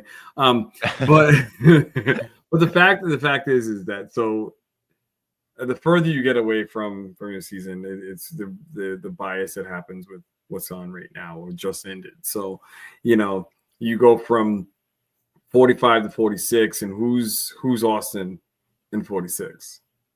Nobody. Nobody. So now with that gap, you get a gap. Now you go to 47. Now Austin's fading a little bit further away. Yeah. It's sad. I would love to see him play again. Oh, I would love to see him play again, because, you know, he was strategic. He was able to find the things. He was able to do, you know, have a good conversation with him and just talk about stuff. I remember, and I bring this up every time that I see him. I'm like, yo, what's up? You cooking? Are you still just buying stuff Uber Eats? Like, nah, Bruce, I've been cooking. I've been doing this because that's what we talked about. We talked about him wanting to cook more, because that's what I talked about. I love to cook. I love it as much as humanly possible. Excuse me, more on the weekends, and like even today, like for lunch, like who does this for lunch? I had steak, rice, shrimp, and vegetables. Like that was my lunch today. That's pretty significant, Bruce. That's pretty amazing. But it's like, who does that? It's a peanut butter jelly sandwich and whatever. Like these are the things I like to do. I love. There he is, right there. That's my guy. I had to pop him up here. But it's like that picture right there. Like, he's so unassuming. Did you know that he had highlights put in his hair before he went out? He did? Just for the game? Just for the game. Oh, like, what a narcissist. But no. He wanted people to look at him like he was a surfer dude and kind of was like, you know, a little bit of a space shot, but knew what was going on. Not that he was in business school, you know, one of the top business schools in the country, and like, you know, extremely, extremely smart. Like, You know, honestly, good move on his part. Although I have to admit, I never saw him as that, but I had the benefit of seeing confessionals and stuff. So yeah. did So did he really project as that? Like once you got to know him, did he really project as kind of like a loose surfer guy that sort of knows what's going on, but not as strategically invested as we saw on the screen? it's funny being a little, and I'm going to keep saying this. People are going to be like, "Oh, really?" Wait till you get to this age. Being a little bit older and taking a look at people, I never did. I can look at someone and I can see, like when I talk to Kendra, she's a free spirit. Like I can feel that from her talking to her. Oh And yeah, Kelly's was an alpha woman. Like she definitely was alpha 100%. I could sense that. Brando, in his appearance, was what he is. He's definitely like a nerdy kid. Like he's a little mousy guy. yeah. And then Jake talking, when you start talking to Jake, it's like, okay, so you're from South Boston, right? And he's like, how'd you know? Like I can tell by your accent, bro. Like what's up? And then just got to talking and knowing that he's an extremely smart young man that is doing, going to be doing big things. Like, I can kind of pick that stuff up. But when I was talking to Austin, not at any point in time did I even not acknowledge the highlights in his hair. What I looked at him, his physical prowess, but then I'm like, wait a minute. He definitely goes to the gym. He's not a gym rat. And he's got some other stuff going on with his life. Like he's got to be doing something. And he was like, I want to go to school for this, and then cooking. I'm like, okay. So I was able to not see that highlights in the hair, surfer type stuff. I was able to see him as him, And then Dee and I got to talk, and I remember this very vividly. She was an entrepreneur, and that's what made me very skeptical with her. Like not skeptical, I'm sorry, very cautious with her. Because she was, you know what I mean? She's an entrepreneur. She's a business owner. Like she's thinking a couple of steps ahead of everybody else. What kind of business is it?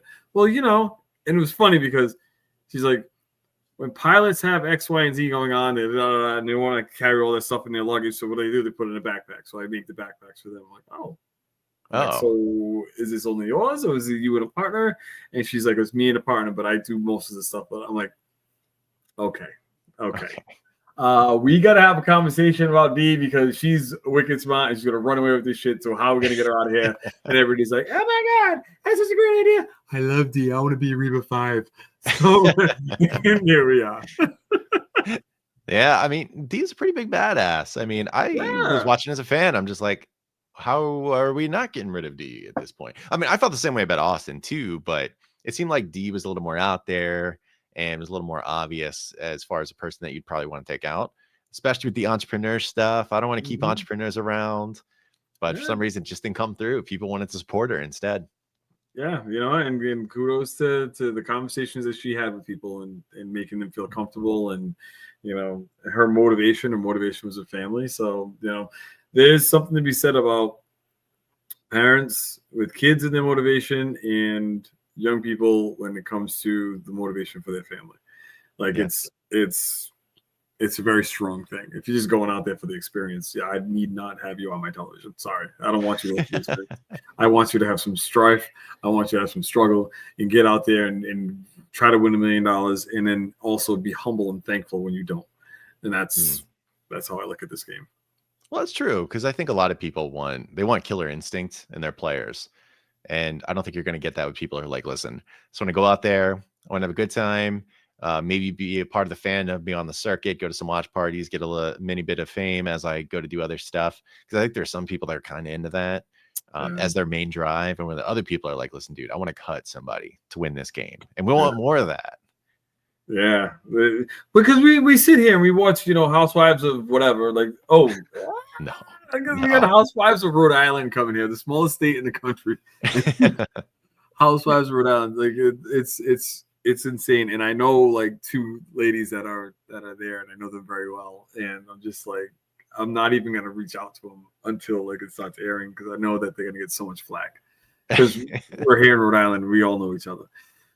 But it's like, people want that. They want that fame. They want that 38 seconds of whatever. Like, you know, I tell people all the time, you know, you get your 15 minutes of fame. Some people use it up really quick and some people do whatever. I had 30 minutes of fame. Okay. 30 minutes of fame. That's all I had. And when people talk to me about and people still do it to this day, oh my God, I'm talking to a celebrity. And I always say to them, no, you're talking to a guy that was on TV. That's it. Yeah. I'm not a celebrity. I'm a guy that was on TV. That's it. And people are just like, no. You're like, okay, whatever. Take a picture. Jeez, gotta go. It's like, all right, dude, I'm happy to feed into it, I guess, but you know, it's not. I don't know who you think I am. I'm not Michael Jackson or something. No. Yeah. Whew, I can't moonwalk to save my life. Break my ankle. God. I always tried. Yeah, I'll fall apart right away. It's like I got a there are peg leg. tutorials out there too, and it's like, you know, if I really wanted to, I could try to figure it out, but nah. Yeah. He was the best, wasn't he? God damn. Yeah. I mean, I don't know about his stuff in his personal life, but as far as personal life, yeah, he's an absolute whatever. You can't. I don't know. I'm not going to judge him on that. But that damn music, made you dance, made you cry. Like it was, yeah. Is he the greatest? Do you think he's the greatest entertainer that ever lived? That you know, that in your opinion? In my opinion. In your opinion, just like singular. Like I don't want to say the Beatles. You know, if you know, like a solo performer. Yeah. Like one entertainer, you're like, God damn, he can put on a show better than anybody. Yeah. And the reason I would say yes, I'm going to say yes to that, and I'm going to say yes to that because the documentary that they did about not all the old bullshit, whatever, like all that stuff, like that's save that for the court of public opinion. That's personal, not professional. Yeah. He used to do even like into the like right before he died, he would be doing the rehearsals. And he's in the rehearsals and he's doing his thing and he is going like nuts. Like, and I don't mean like crazy, like yelling. I mean, he's like, we're gonna do it like this, and he shows everybody. It was like, okay, I can do that. And then nope, try it like this. And then nope, try it like this. And he like until they got it. And then he would want to be a part of everything, like this, that, and like he had such a sense because he wanted it to be to his liking. Because he knew what his crowd and his fans loved. So he perfected it. And it was infectious to his sister, Janet, who she puts on a show. Oh my God. Like we all look at like, oh my God, we have Beyonce and we got Taylor Swift and their shows are amazing. Please do me a favor. Pay an homage to the people that did it before them. You know, you got rock shows that are out there and you got you got Led Zeppelin, you got Kiss, ZZ Top, like they put on great shows, fireworks or something, blah, blah, blah, blah. But when it comes to the stuff that everybody dances to Michael Jackson music. Oh yeah. Janet Jackson put something on, somebody's gonna know the song and you're gonna dance to it. And you're gonna think back to those shows and like the videos. Oh, people nowadays, man, you used to watch music videos and you're 35, so you I used to watch music videos. Absolutely.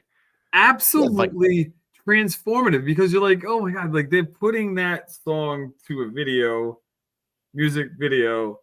Oh my God, this is great, and you become more of a fan. Like I don't remember the last time I saw a music video at all. And Michael Jackson in particular, since we're talking about, I mean, he made, like you said, transformative ones. There were, I can think of two where he basically just made like mini films out of them. They were like 12 minutes long. Yeah, I mean, Thriller.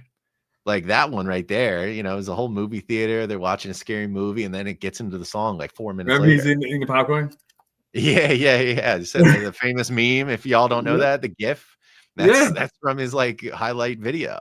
It's awesome. It's absolutely awesome. And you know, entertainers are entertainers for today's time, but for his time, which is transcending, you know, time in general. Like it was amazing to be a part of growing up and seeing that in. Oh, I'm sure. Because his peak was, his whole life practically was his peak, but 80s, high stuff ever. I mean, you live right through that probably at your peak times, like what, in your teens, something like that?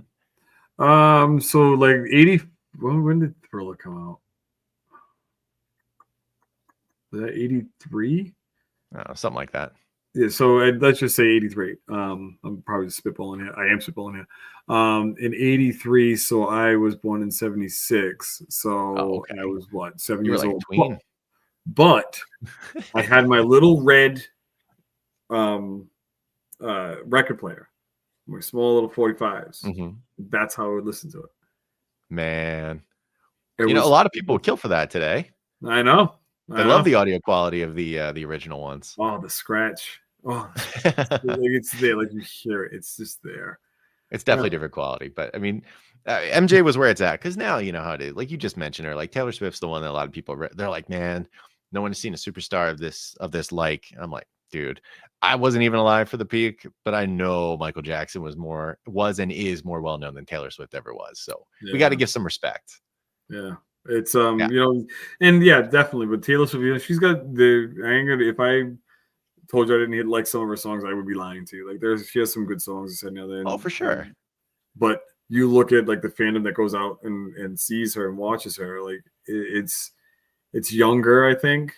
Maybe not, but you know, and there are some women that go and watch it, like, but New Kids on the Block, even them, like that following was freaking insane, and it still is to this day, you know. And right, you know, like, and I know the songs because I grew up with those songs. I have sisters and my brothers, and I like them. Like, it is what it is. But Michael Jackson. It was just so weird the amount of music that he put out that was just so good, and there was human rights stuff, there was fun dance stuff, there was also the make you cry melodies, you know. All I want to say is that they don't really care about us. That's right. And I still want to know about Billie Jean's son. Like, who's the daddy? Yeah, that's what I want to know. There's a lot of questions now in hindsight of knowing a little bit more about his life. I'm like, yeah, okay, there's actually some more stuff I want to dive into, MJ. But that day he passed away. Yeah. All right. Well, thanks for answering that question. I appreciate it. I have to sadly transition back to 49 and talk a little bit about Survivor stuff because I haven't been able to properly pick your brain about that. So this past episode, you know, the Kella tribe went to tribal council, and Shannon was essentially blindsided, despite it being 3 original Uli on the tribe with 1 original Hina, which was Steven.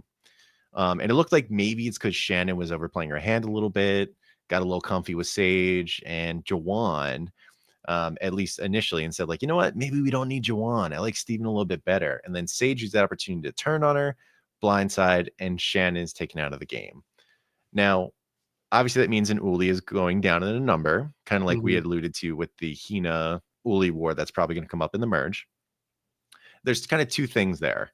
For yourself, if you're in Sage's shoes, as a viewer, I guess, trying to put yourself in her shoes, did you feel as though that was probably the right move to dump Shannon in particular, as opposed to just kind of going with Jawan? And also, how did you feel about the reaction of Sage kind of spurning Shannon's hug while leaving? All right. So I think that, and this is normal human nature.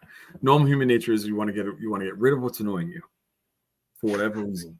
You just don't want to be around it, especially being on the island and having, like, she was annoyed by Shannon, you know, with the religious talk, and then just anything else. And I kind of feel for Sage because she's getting the Katora edit, if you will, because it's been constant that she's been on Shannon.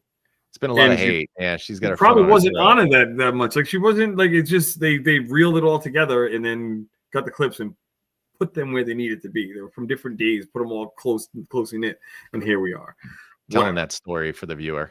That's right. And then you know, the viewer being who they are, you know, they're gonna side whichever way they want to. So, but as far as for the gameplay, I think that in knowing, in thinking ahead, that's what doesn't happen. I'm not saying she didn't, but in thinking ahead, you would have kept Shannon. Like, you would have kept it because, would you keep Shannon and get rid of Jawan, or just straight up get rid of Steven from Hina? Just get rid of Steven. Just get rid of Steven. And it kind of is what it is. But the thing is that Sage has Shannon now.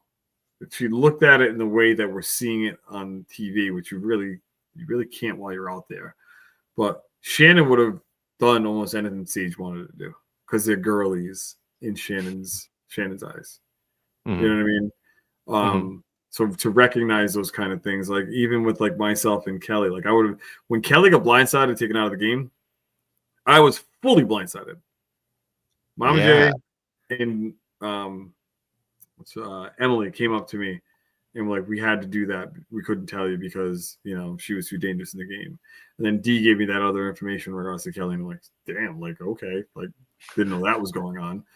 But let's just say Sage went out, and then they would then spring that information on Shannon. Sage really didn't like you. Like she was rolling her eyes every time you were saying something and la la la. You know what I mean? So I think that she should have kept her around just as a number to help vote with her, and then cut her a little bit later. Like wait till you definitely get to the merge. You're embedded in the merge, and then get rid of her. And then the other side of the question. Yeah, the big spurning as Shannon was, booted from the game, giving everybody hugs, and it's Sage's turn. And Sage said, I can't do it. I want to do it when it's authentic. I'll just shake your hand. What did you think? Never seen that on the game before. Usually just see someone shun them all together. Like, I'm just going to stay sitting down, and you can just go get your torch and get out. I appreciated that because that's something that it's an additional, it's a show of respect for Shannon. Shannon, I want this hug the next time I see you to be real. I want to give you a hug that's a real hug. I just voted you out of a game where you wanted to win $1 million. How am I supposed to be nice to you right now? How are you supposed to be nice to me right now? I want a Tom. I'm Big Tom. Was it Big Tom? Oh, Big Tom from Survivor Africa? When he yelled and he got voted out? No, he didn't yell. Oh. Who was that? That was Chicken from Survivor China. yes, with the southern accent. I can't believe that you actually threw that reference out there. What a deep cut. But it's like that's what you want. You want that reaction. What the hell, guys? Like you want that reaction. Like who wrote my name? Who wrote down Sifu? You know what I mean? Like, man, your season had a lot of classics in it. Actually. But it's like you wanted that's the real emotion that's there from the player getting voted out.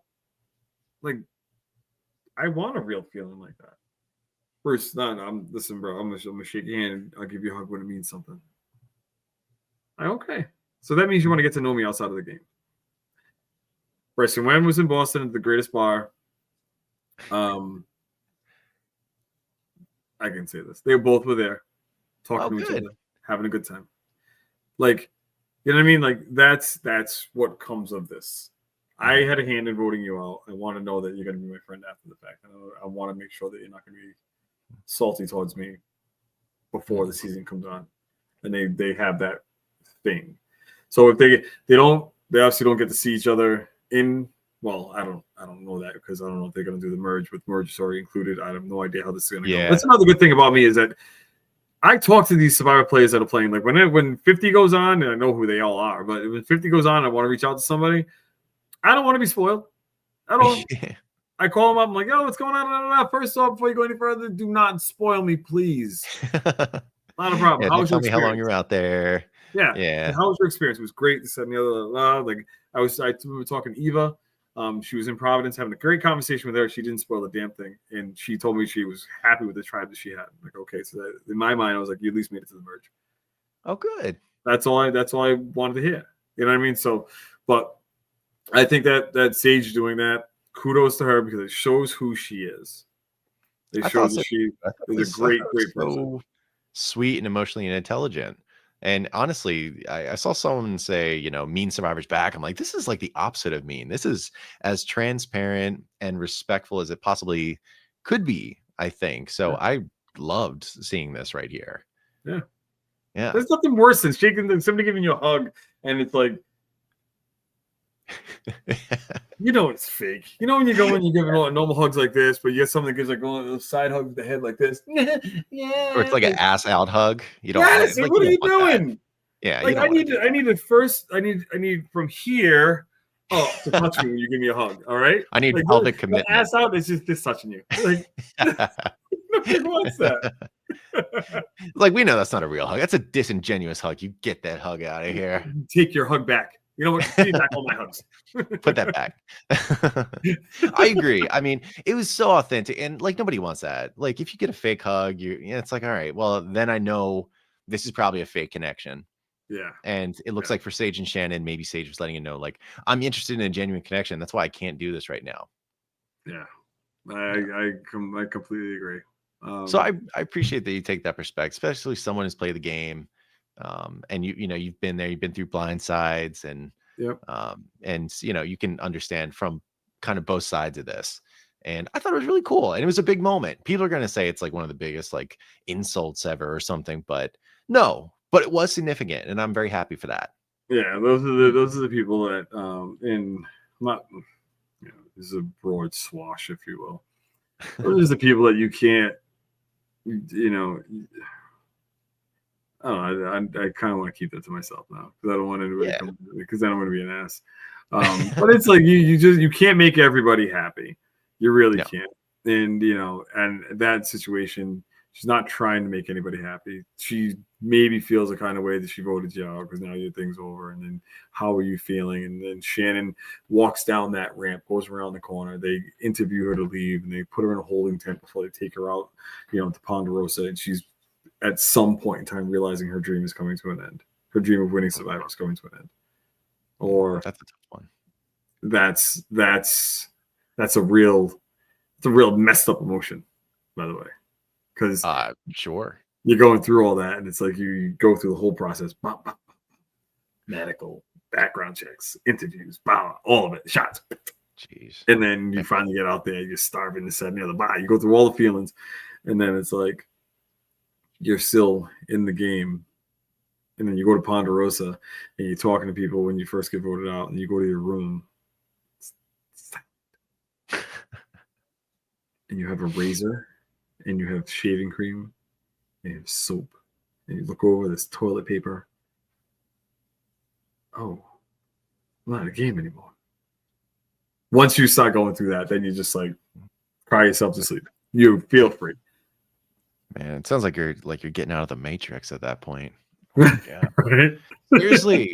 I mean, I'm just listening to that. I'm just like, oh my God. Like, was it a simulation? No. But I've taken the red pill or whatever, blue pill, whatever the hell it was. Yeah. That is thank you for walking me through that experience right now. Because even though I thought about it, I don't know. I haven't had to walk through in such with such gravity in your words, So this is actually giving me a lot to think of right now. Because it's like there's very much like you're herded like cattle out of this really big experience, into it and out of it. Yeah. Wild.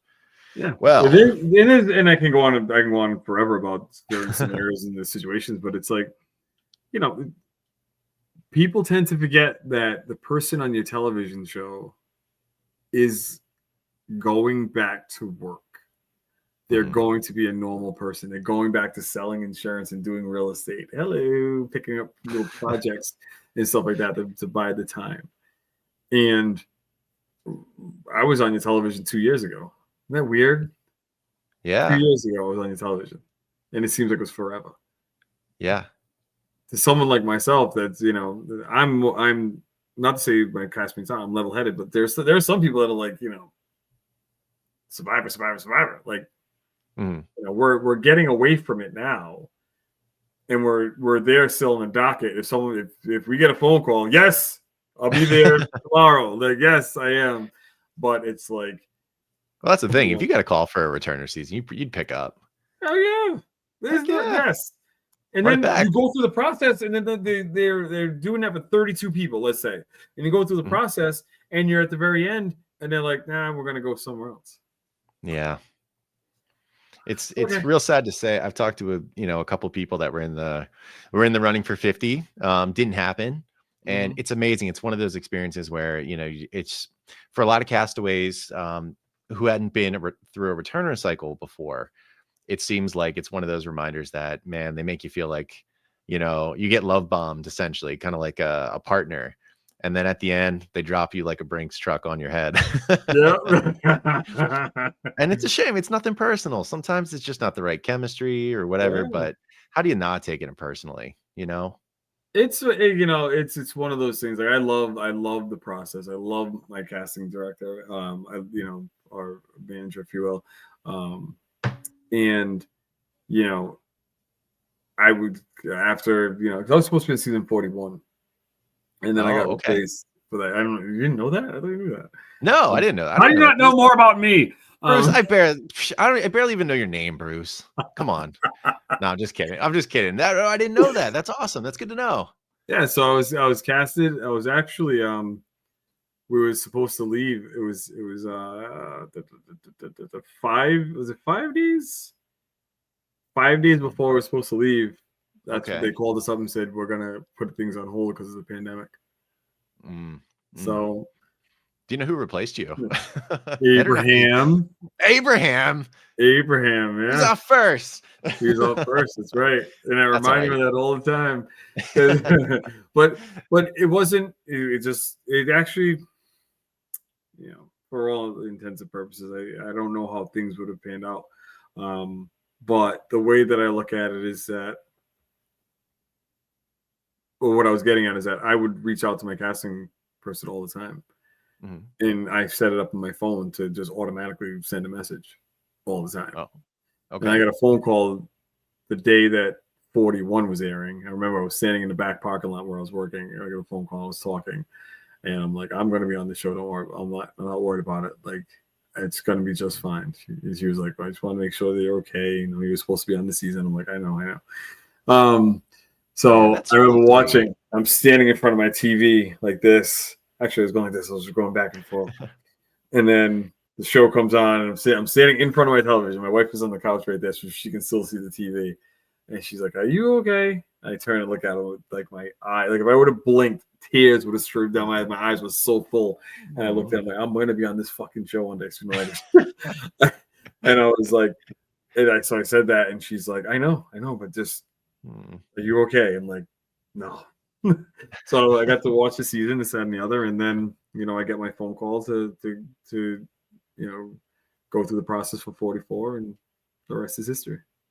Can I say I'm just so happy for two things. One, obviously that you got your shot, and then you got a kind of a bonus one where you kicked ass. And two, thank God you weren't on 41. I think that season sucked. So maybe you would have made it so much better, but it was awful. So thank God you ended up going back to 44 and 45. Yeah, man. It was to see the train wreck that was 41, because everything was new, everything was different, and nobody liked it. Nobody liked it. And it was like, it's you as a survivor can do a million things right, and that one thing you do wrong, aka season 41 of Survivor, the one thing you do wrong will haunt you forever. So if you think about 39 was a mess, then you got 40, and then you got 41. So you got 41 piggyback or bookmarked by two shitty seasons. It's like, oh man, like where is it going? And then it just exponentially got better and better and better, and then 48, and then 49. Here we are. Yeah, I mean, that's something I think a lot of like Survivor fans need to kind of be honest about with themselves, is maybe in the beginning, the new era stuff was a little, it was the new era. It was new. And I think a lot of people didn't like it. I mean, definitely the open discussion about come on in guys and 41. I'm a pretty liberal dude for the most part in how I feel about people can live their lives however they want to, as long as it doesn't hurt anyone. Yes. But the language thing when it came to like, is come on in guys okay? Is it not okay? I was like, man, all right. So listen, I'm all aboard, but I think it even seems a little performative to me. So that's where I was like, all right, chill out with that. I know you're dying to make this a new era Probst, and it just felt like a little much. Plus you added in the hourglass twist, which was like a new thing, the stupid idol that you get by giving a catchphrase. Like, I really believe dead relatives or butterflies coming back to life or something. I was like, all right, this is too hard. Go on AstroTurf, like all that stuff. Right. That's right. And it's unfortunate because there were some really awesome characters. Ricard is one of my favorite people still of the new era. Shan, all-timer in my mind. And there's a few other awesome ones like Daryl, I think it was, from Luvu and stuff. And Deshaun was awesome. Nasir, a lot of really awesome. Tiff Seeley, great people. But as a whole, season sucks. So thank God you weren't on there. Yeah. It's funny, to kind of touch base on that come in, guys part. I look like, do you have a puppy? Do you have a dog at the house? I don't have a dog at the house, but I had a bunch of dogs. So when the noise happens, like, you're grinding something, the dog's head turns like this, like, what? Yeah, they go, what? When he was asking that question, I'm like, what? What are we doing? Where are we going? We're talking about this? And then all of a sudden it was like, whatever the conversation was on the television. Yeah. Was one thing. I know. I don't remember very specifically how it went. But I do know that Ricard said something, but the way the edit went, it looked like it was all him all the time made the decision. It wasn't just him, but then it wasn't even a decision that he was 110% confident with. He's like, yeah, it'd be all right if you change, like, but then it stayed there because there was so much more that was said. So production might have had their own thing, like, you know, let's the guys thing kind of, like I say guys all the time. You know what I got roasted on? I got roasted on saying kids. What up, kid? Oh, well, yeah. Welcome to the Northeast. You're not going to take that out of me. I'm going to Rhode Island and I got to meet people from other places. Like, hello, we all say kid. Kid, what are you doing? Like, stop it. Kid, like, oh, kid, what's Absolutely. up, bro? You know, like, it's a term of endearment. That's what we do. When I did it, I got roasted. But anyway, I digress. That's right. So the come on in, guys, like, there was a very long period of time that I'd be watching this beautiful show of mine, and Jeff would say, come on in. And then in the back of my mind, I'd be saying, guys. Me too. I mean, you're so used to it. As much as drop your buffs as a catchphrase or the tribe is spoken, come on in, guys, is right up there. Yeah. Though my favorite one is that Jeff hasn't used yet. What? Oh, actually, I think he has. Sorry for you. Yeah. Lulu, say, I'm going to take it, Flint. I got nothing for you. Sorry for you. And it's like, I love that. I love that. Like, keep doing that. Like, sorry for you, man. I got to, like, listen. Yeah. You just lost that challenge with your absolute dog ass. Sorry for you, man. Go. You know, actually, how do you feel about that? Do you think you should keep taking Flints? Who is it? Was it not? Is it Savannah B? From this season? From this season that didn't win anything until the merge. Well, the swap. It's probably Sophie. Sophie. Little Sophie Bellardi. That girl was just about ready to pull. We'll call it, you know, a quit. She's looking pretty rough for a little bit. Her body language, you see it, like she's just like, oh, and I don't know what I'm gonna do, like that kind of, like, not even looking up at the camera, like, you know what, I just don't, like, you know, when you're defeated, you know, when you're looking at someone and just defeated, like you saw that on Emily's face from Lulu getting trounced every chance they got, you know. Poor Emily. And I just felt for her. I felt like so bad for her. And I'm like, just don't quit. Like, you'll be okay. And then the next 2 weeks, actually, they merge. Part of it. They merge. The tribe loses again. And then they win the next week. So it's like, okay, you got it now. Like, you're good. You got food in your belly. Like, you're fine. So they got the grilled cheese.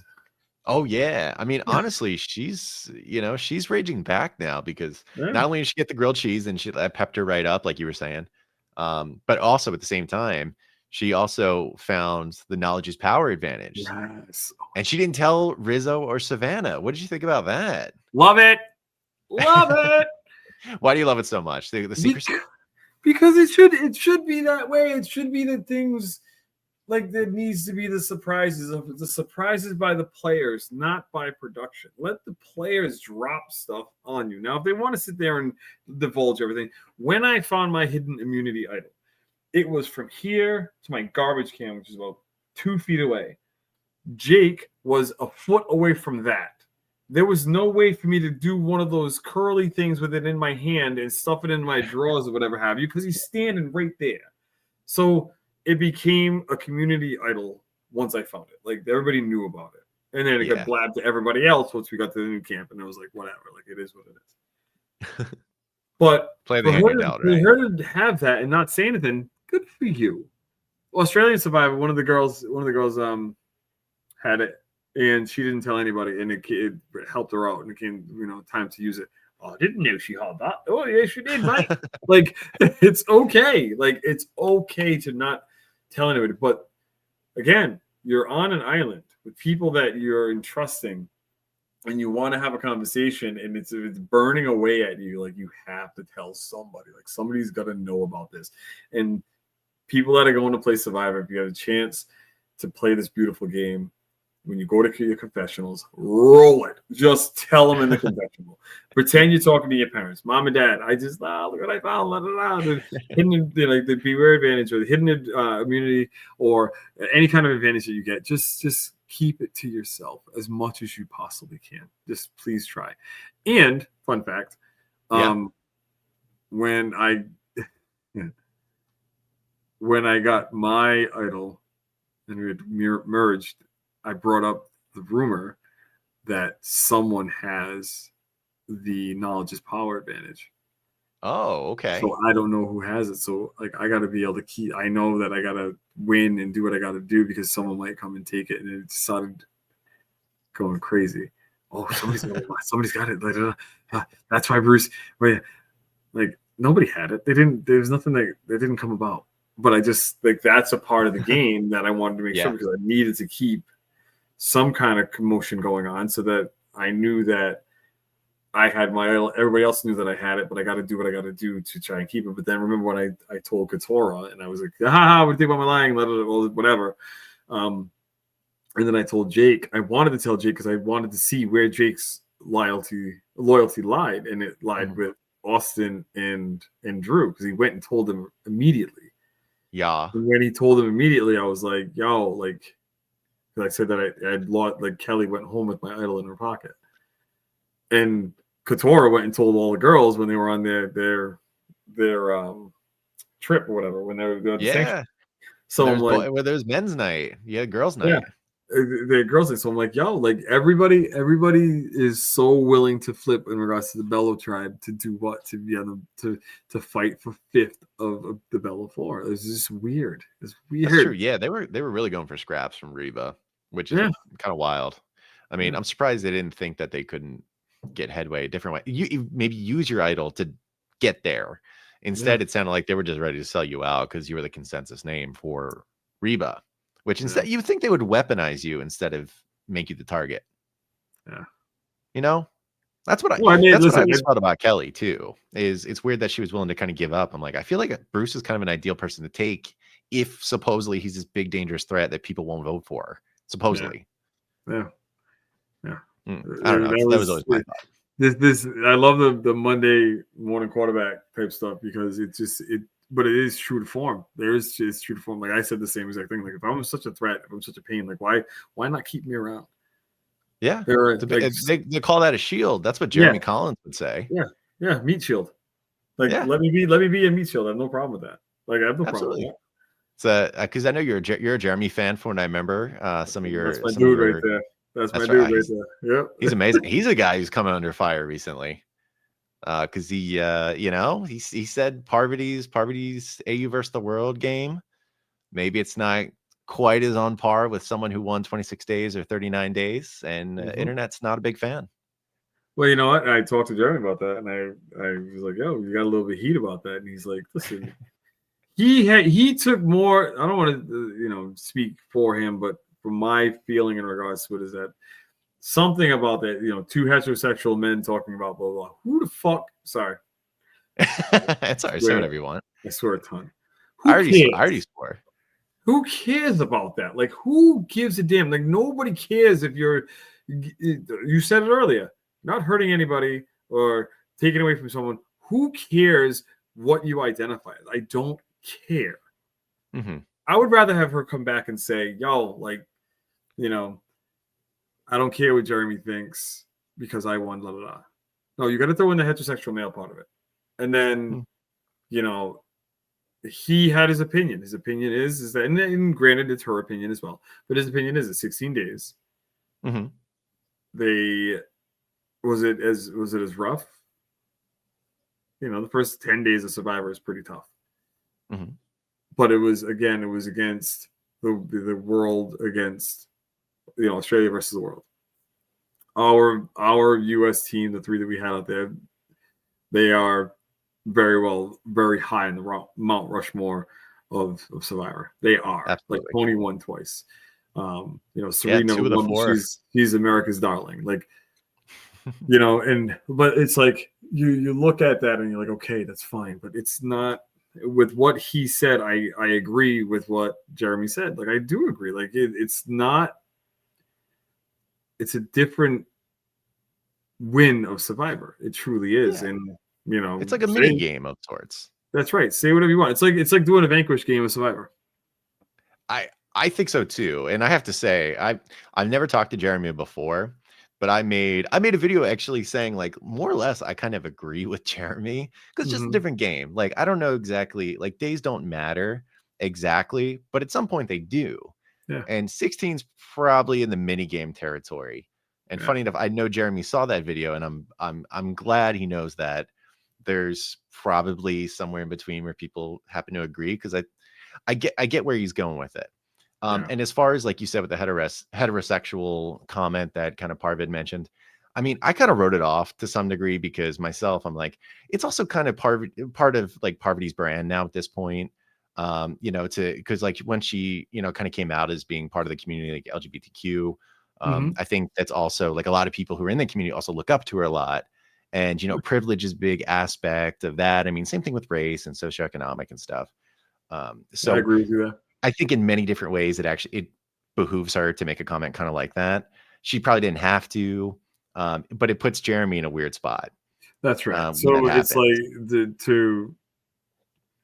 sometimes people just don't, they think about what's going to be in their lane as opposed to what could affect somebody else's. Yeah. It's like he doesn't give a damn. But there are going to be some people that are going to be out there like, oh, Jeremy Collins doesn't like, whatever. They're gonna construe it in any possible way. I would rather her just not said anything in regards to two heterosexual men talking about who, like I said again, who cares that they had to, if it were two gay guys that said it about you, were you gonna say two gay guys said this about me? Or two whoever's said this about me? Are you gonna say that? No, you're not.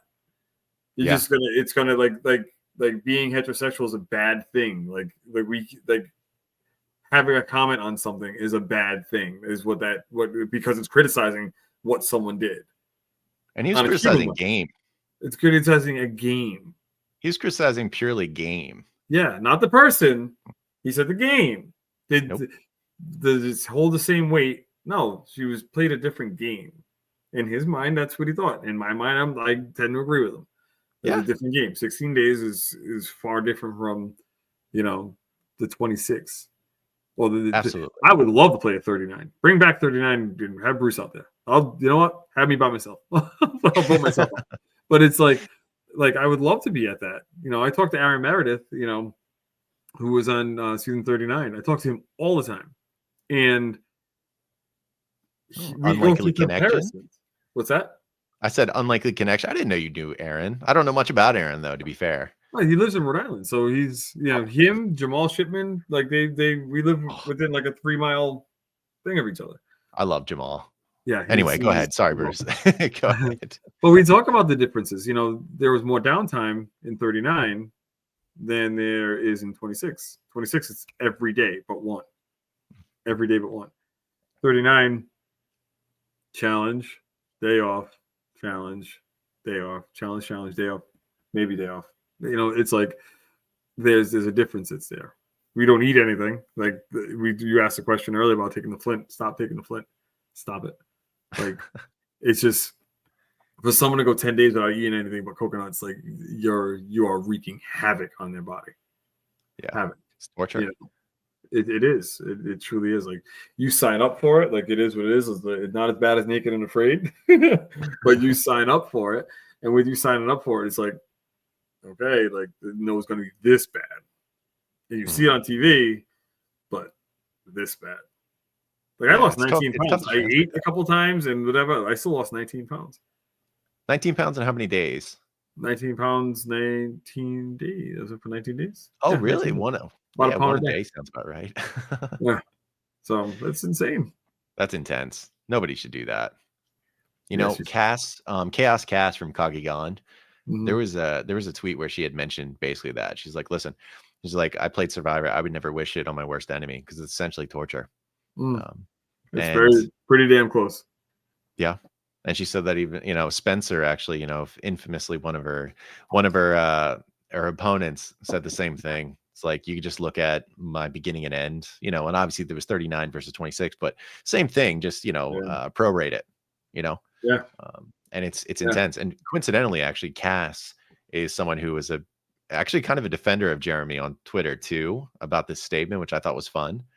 I was like, listen, I'm just saying. And, I think it's probably reasonable to say that somebody who won 16-day game versus like a 26 or 39 is probably not the same level.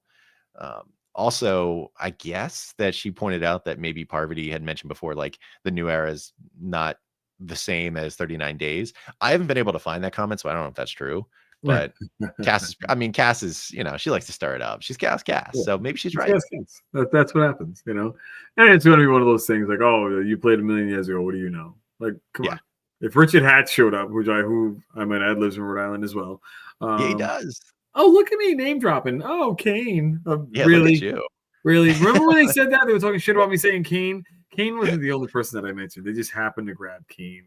It's like, so you did more name dropping. Okay. There were more name drops. Okay. Because they were asking me, like, that's funny. Like, you get asked a question, and anyone on 49 will, can attest to this.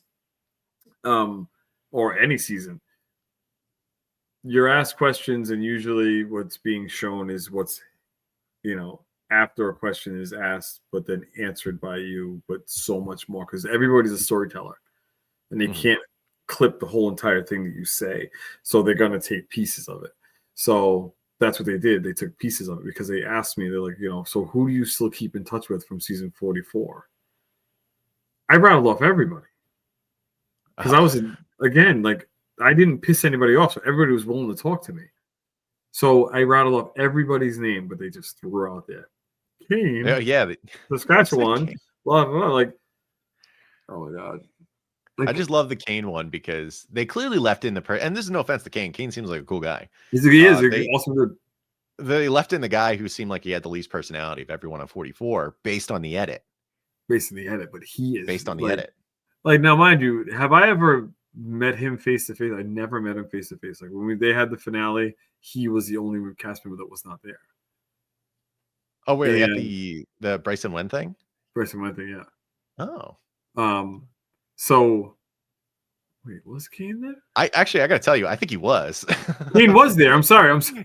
Because coincidentally, I only remember because he was there, but he wasn't talking much from what I remember. I just remember him being in the direction. This is a wild mini story. It was upstairs in this place. There was 2 levels to it. Yeah. It was upstairs, and I remember there's some girl getting changed in the corner. She was changing out of a red dress, and at some point I saw like possibly bra, underwear, and stuff. And I looked, I'm like, is that Maddie Pamia? And and I think it was like Kane's girlfriend or something. Like covered the corner because I was like buzzed, looking like, is that Maddie getting dressed in the corner? And then Kane's just chilling there. Oh, man. Anyway, Kane, I think, was there. Oh, my Maddie. I love it. She sent me a message yesterday. Like I said, she posts such amazing videos, and she does a lot of production, and she posted something, and I just sent my emoji with the heart eyes, whatever, and sent it out to her. And then she wrote back to me, "Love you so much." I'm like, oh. Like, she's such a sweetheart. Like, she truly is awesome. We were robbed of her. She's so funny and so interesting. Yeah, I truly, like, I don't know. She's just, her and Brian, they're absolute saints. They're made for each other, and like the niceness that they bounce off of each other, and then that they then show to everybody else and give to everybody else is just so awesome. I appreciate her so much. I really, really do. Is Brian her like boyfriend or fiance or anything like that? Fiance, awesome. Yeah, soon Maddie Pamia is gonna, is gonna get married soon. It looks like that's awesome. Yeah. I love her. She went out like a baller. It didn't work out, but she tried. Yeah, it's like, why not? Why not? Like, Jeff says it to us before we leave Ponderosa. Like I was saying before, it's like when he said it's a 0-sum game. So he's to continue that. He's like, it's a 0-sum game. You go out there, you play your ass off, you play hard. That's what we want to see. That's what you should expect of yourself. And then Maddie was just like right off the rip, like, what can I do? Like, this is going to be a big move. It's never been done. Someone with an idol is going to be voted off with it in their pocket, and the biggest person on the tribe. What can we do? She took that shot And at Brandon. that's it. And it would have worked had she known that Matt was kind of on the Brandon train there. So didn't like 3 people use their shots in the dark that tribal? Yeah, it was ridiculous. It was crazy. It was like, and I think Jamie actually hit hers, which who cares? It's not like she was going anywhere anyway. Yeah. But yeah, that was intense. So sadly she went, but Kane. So you got a lot of crap for the Kane thing because they left in what seemed to be the most boring person of the people that you mentioned. But Kane seems like a cool guy. Yeah, he is. He's a good dude. Heck yeah. Well, you know what? We've been talking for a super long time. So do you mind if I like speed run through a couple 49 questions? Let's go. Awesome. Listen, it's Monday night. We probably got to watch the Cowboys get their ass kicked. That'd be great. I just need the kicker to get at least 4 freaking points on my fantasy so I can beat my son. That's all I'm worried about. I just need to get 4 points. I have a heavy investment in the Cowboys tonight. I got Dak playing, I got Jake Ferguson playing, and I got George Pickens playing. So okay. I got a big investment as an Eagles fan. It's kind of a rule for me not to pick my own players because you get caught up in the hype of your own team. Yeah. For some reason, it feels like I can truly judge my opponent. Like if I think they're good enough to play, then I'm like, oh, they must be good. So it's working out. All right. So speed running through it. All right. Merge is coming with these players. They're going to be coming up, which I love the quick here. We got Sophie. Beautiful. We got Black Buff here, which I love. It's going to look great. Nice little shark on it. So for this coming up, when we got the merge, who do you think right away, maybe there's 1 or 2 players that you think are probably going to be number 1 targets? Unfortunately, I think Sage is going to be, she's going to have to over explain what's going on. So Sage could be on the answer for her crime. Answer for your crime, sister. She's going to be on that hot seat there. And I think that assumingly, I think that Nate might be looked at a little bit too. Great pick.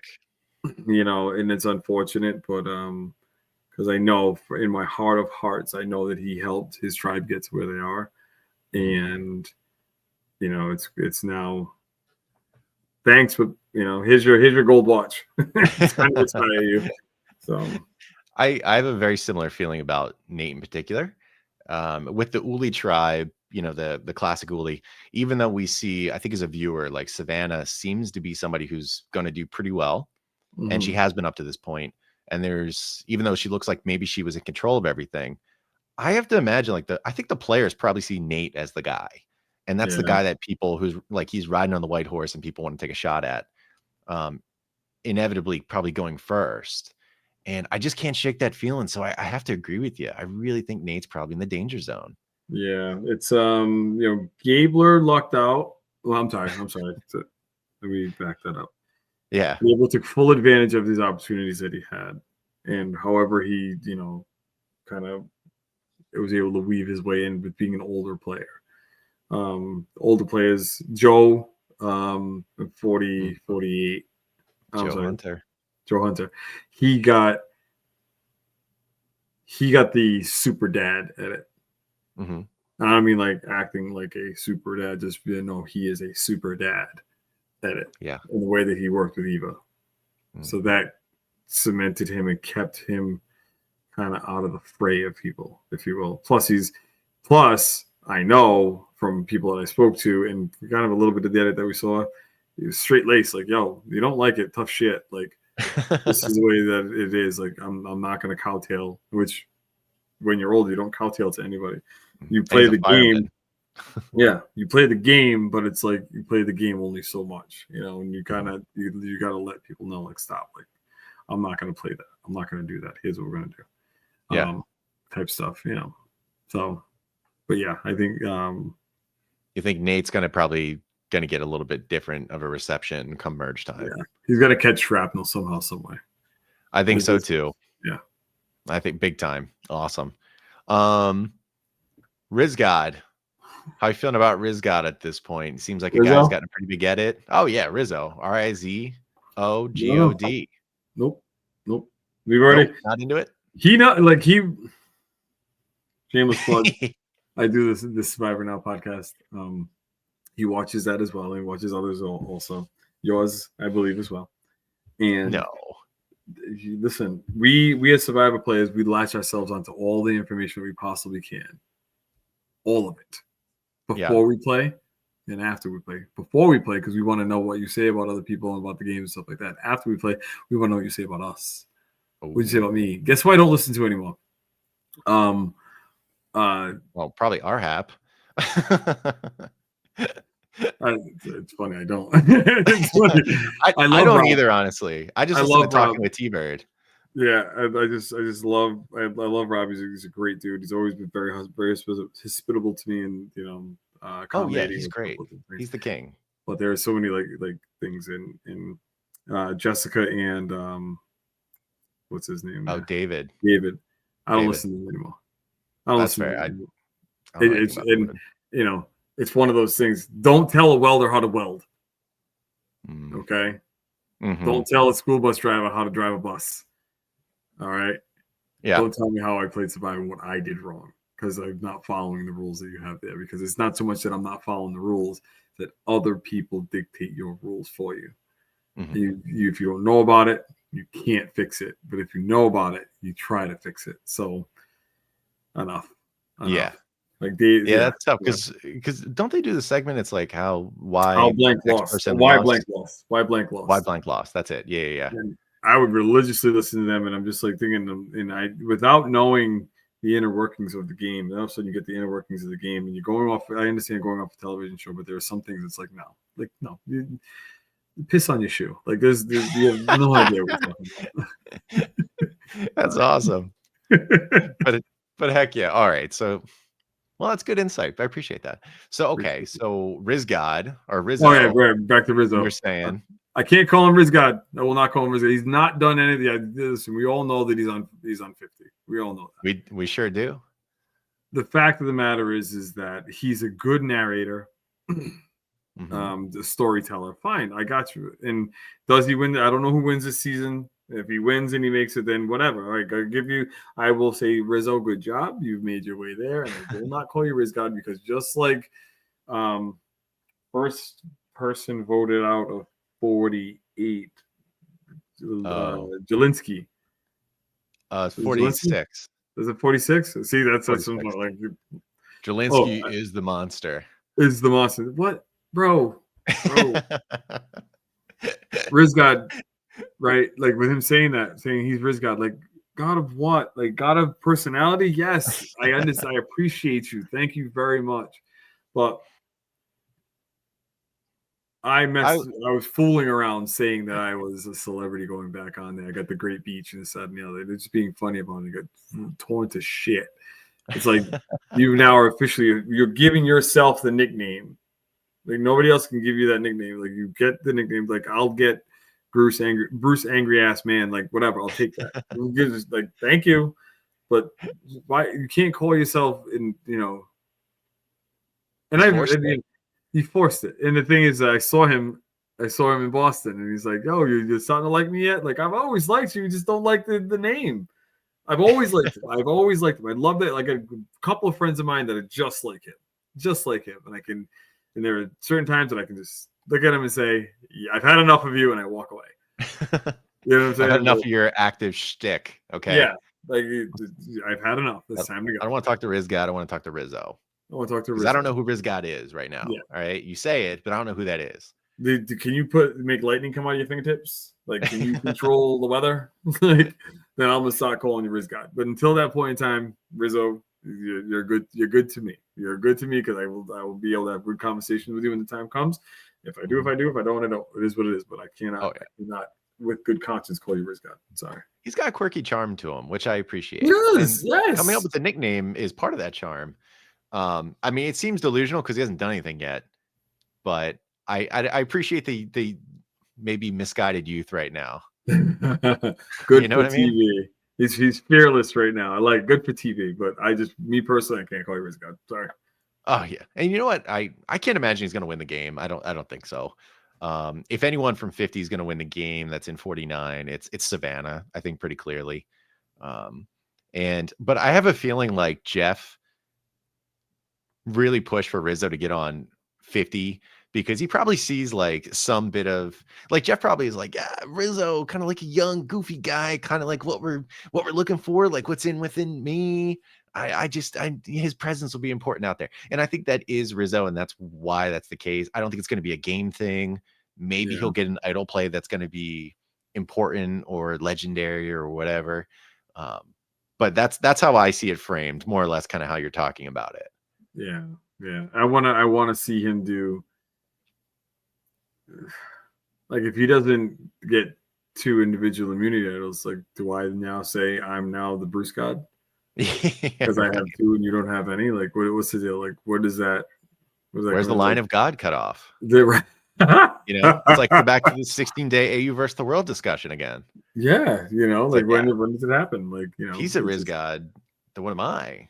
Yeah, he's a Riz God. Am I what's above a god? Bruce Zeus? I don't know. Like, the king of gods? Oh. I just accidentally came up with a rhyme. And it rhymes. Zeus Bruce. Oh, it doesn't roll off the tongue quickly though. I'll figure it out. We'll workshop a little bit. Yeah. Why are we saying the same thing? Well, that's because we knew naturally that's the next step. It has to happen, right? Yeah, there you go. All right. So Rizzo at this point, by the way, just kind of quick thing. My God, MC, what a badass, huh? I can't wait to meet her. Okay, there's 2 reasons why. One, why is that?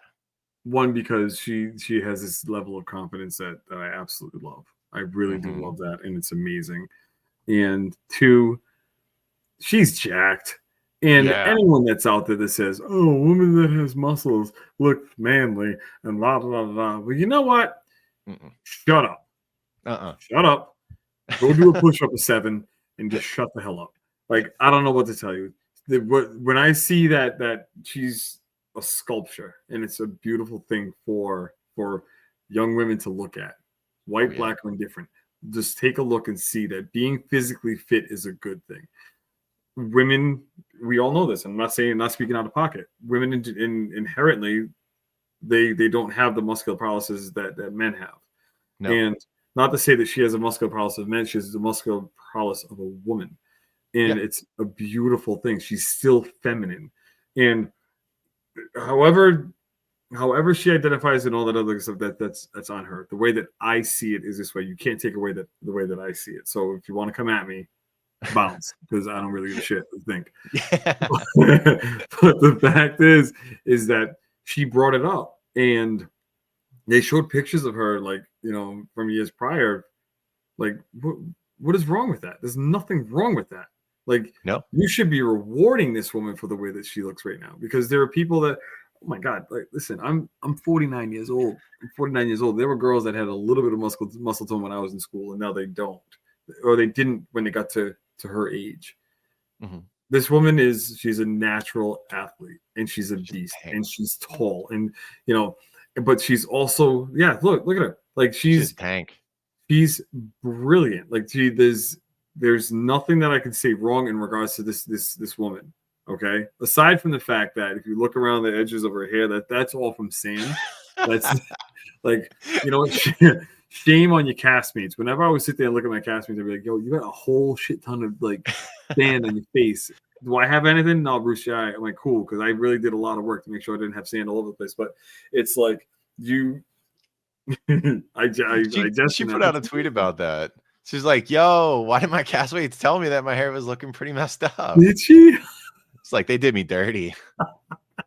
She did, man. She caught right on. I thought you knew, like, you brought it up.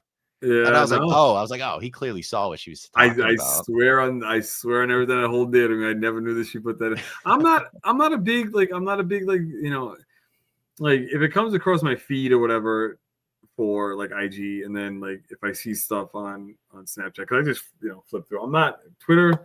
I post stuff like during the show and things like that. Like if I got something going on, I'll put something out there. But I'm not one to be like, kind of stuff popping up, because I shut my notifications off. Like, I don't even know when things are coming in. Like I couldn't stand it at one point. It was way too much. But anyway, I hope to meet her one day. Like, I really, really do. Just say, if anything, say hi. Just she's a tank. She hasn't lost in the pre-merge yet. No. You know, she's great. And like you were saying, like physically fit, dude, like I can't believe that there's people who actually have a problem with like muscular women's bodies. I actually Yeah. think no, I probably women have a bigger problem with that than men now.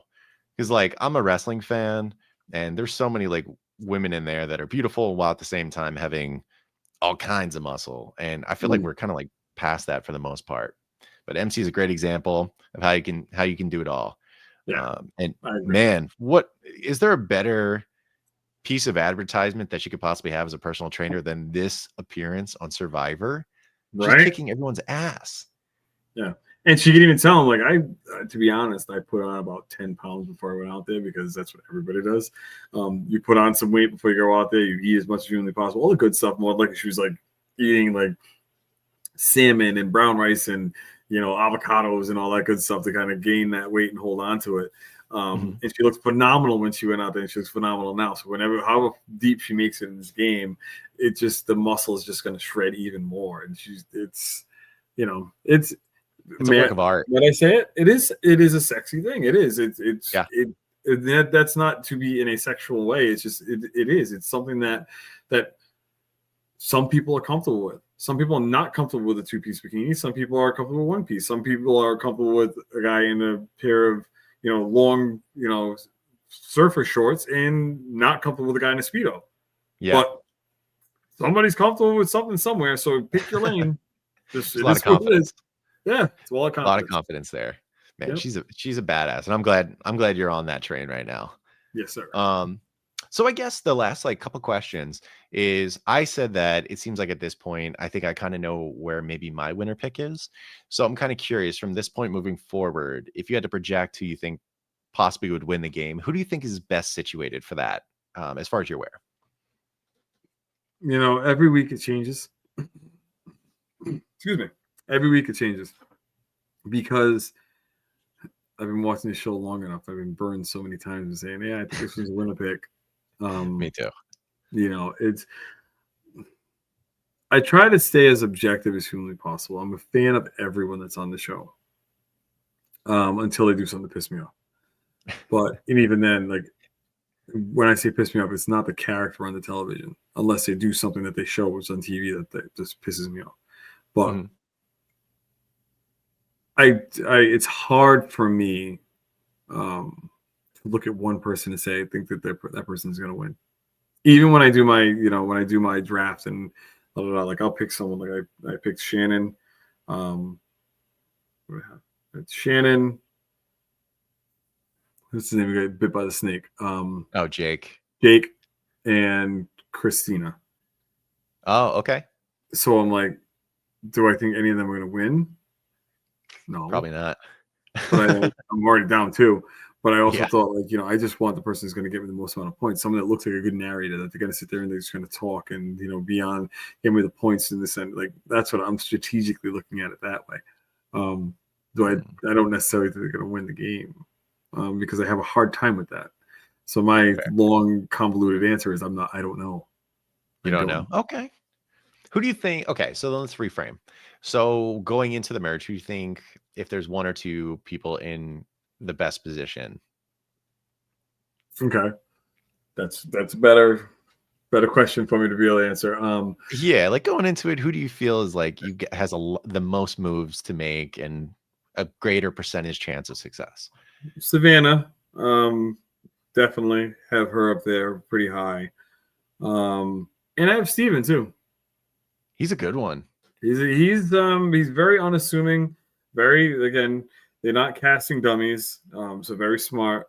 But I think that he's going to take full advantage of any situation that he does have, because I don't think he's going to rub anybody the wrong way. He seems like he's like a next door neighbor kind of kid, Yeah. So, and he's just, you see him walk across the street and bring in the old lady's trash cans and grab a meal for him and bring, like, he seems like that kind of guy, I can see it. Very unassuming. Yeah. He's clearly a smart guy, talented, kind of funny, but not seeking to kind of dominate or be an alpha in many ways, and Mhm. happy to go with the flow. And I can agree. I think there's a lot of positive that's in Steven heading into this merge. Yeah, and I think he'll have that killer instinct if he's sitting there in the final three. Yeah, I can see that. He'll have the killer instinct. Like, this is what I did. This is what I heard. This is what I saw. So please, let me know if I was misleading in any possible way. Yeah, I could see that in him. He's got good care and good heart, while at the same time trying to be strategic and really think that next step.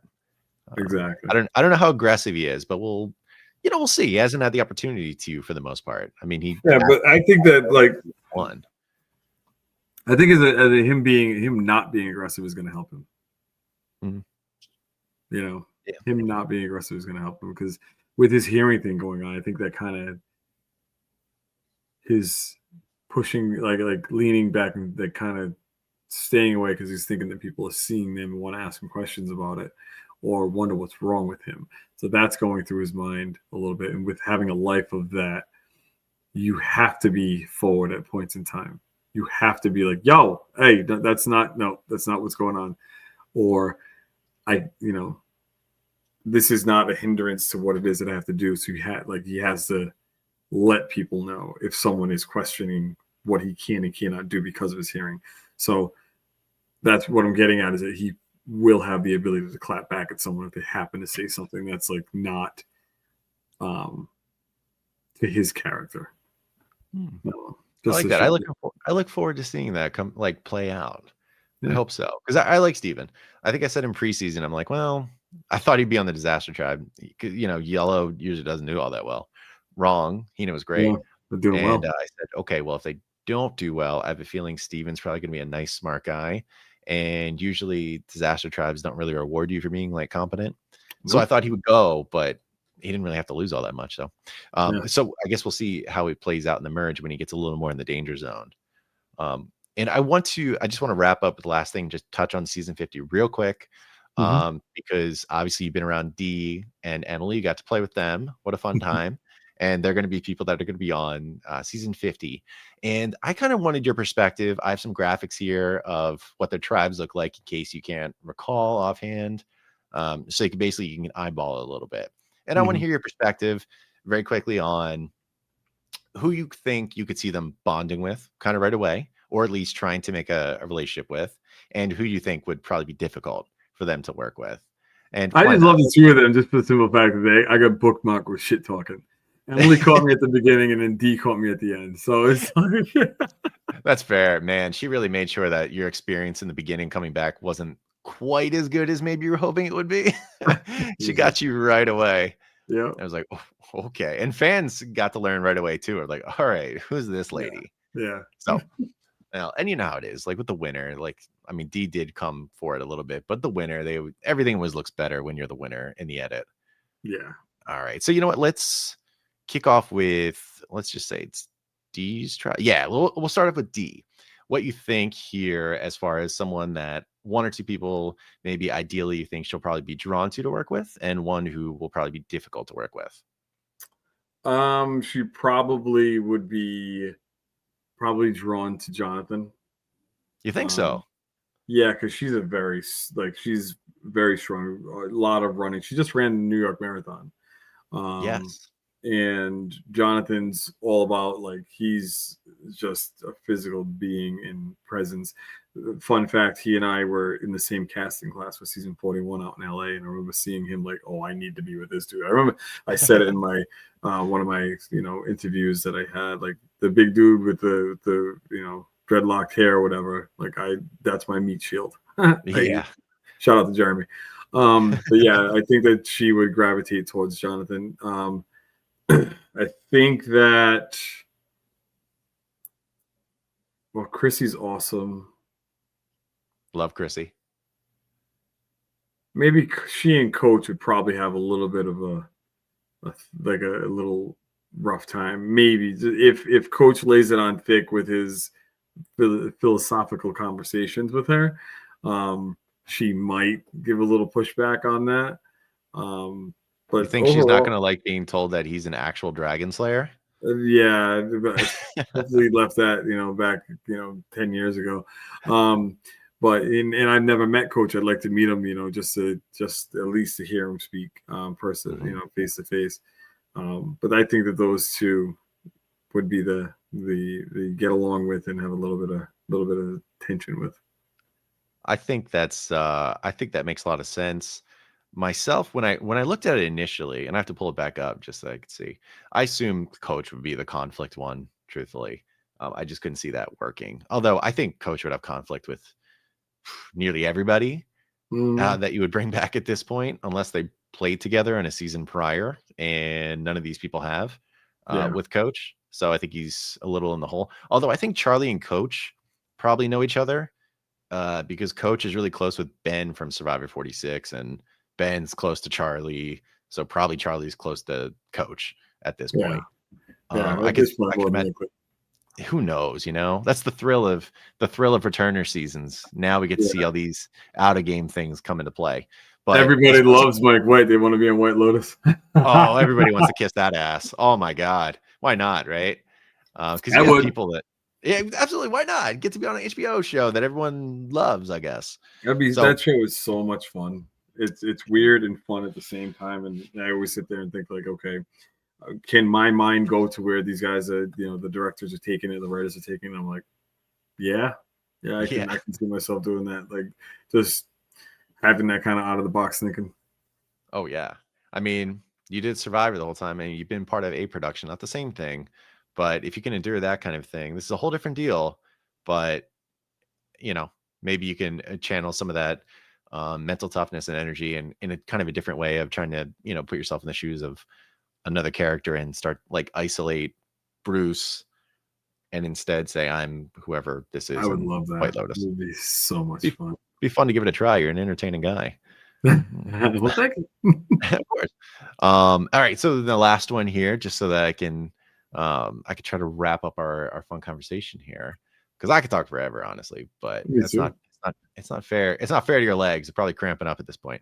All right. For the Orange Tribe, we have Devins, Flippin, Joe Hunter, Ozzy, Christian, Jenna, Sari, and the little stick figure Savannah. For people who didn't want spoilers, I didn't pop her in there, but it's a big tribe. So who do you think Emily would be naturally drawn to, and maybe who would be difficult to work with? I think she would be naturally drawn to Sari. And I say that because, again, I will always say Emily is so sweet. She is a very nice person, very unassuming, but very direct. So those two things can live together. What I just said, being unassuming and being direct at the same time. And I think that Sari, listening the way that she listens to people, Emily would kind of want that and kind of need that. So I definitely see that. As far as for a little bit of the pushbackiness, that's kind of a toss up between, and this is going to be, hot take, Joe and Ozzy. I think that because she's the youngest on the tribe, Joe, her mind might get set towards saying, okay, well, this is my mind thinking that her mind would work this way. Towards,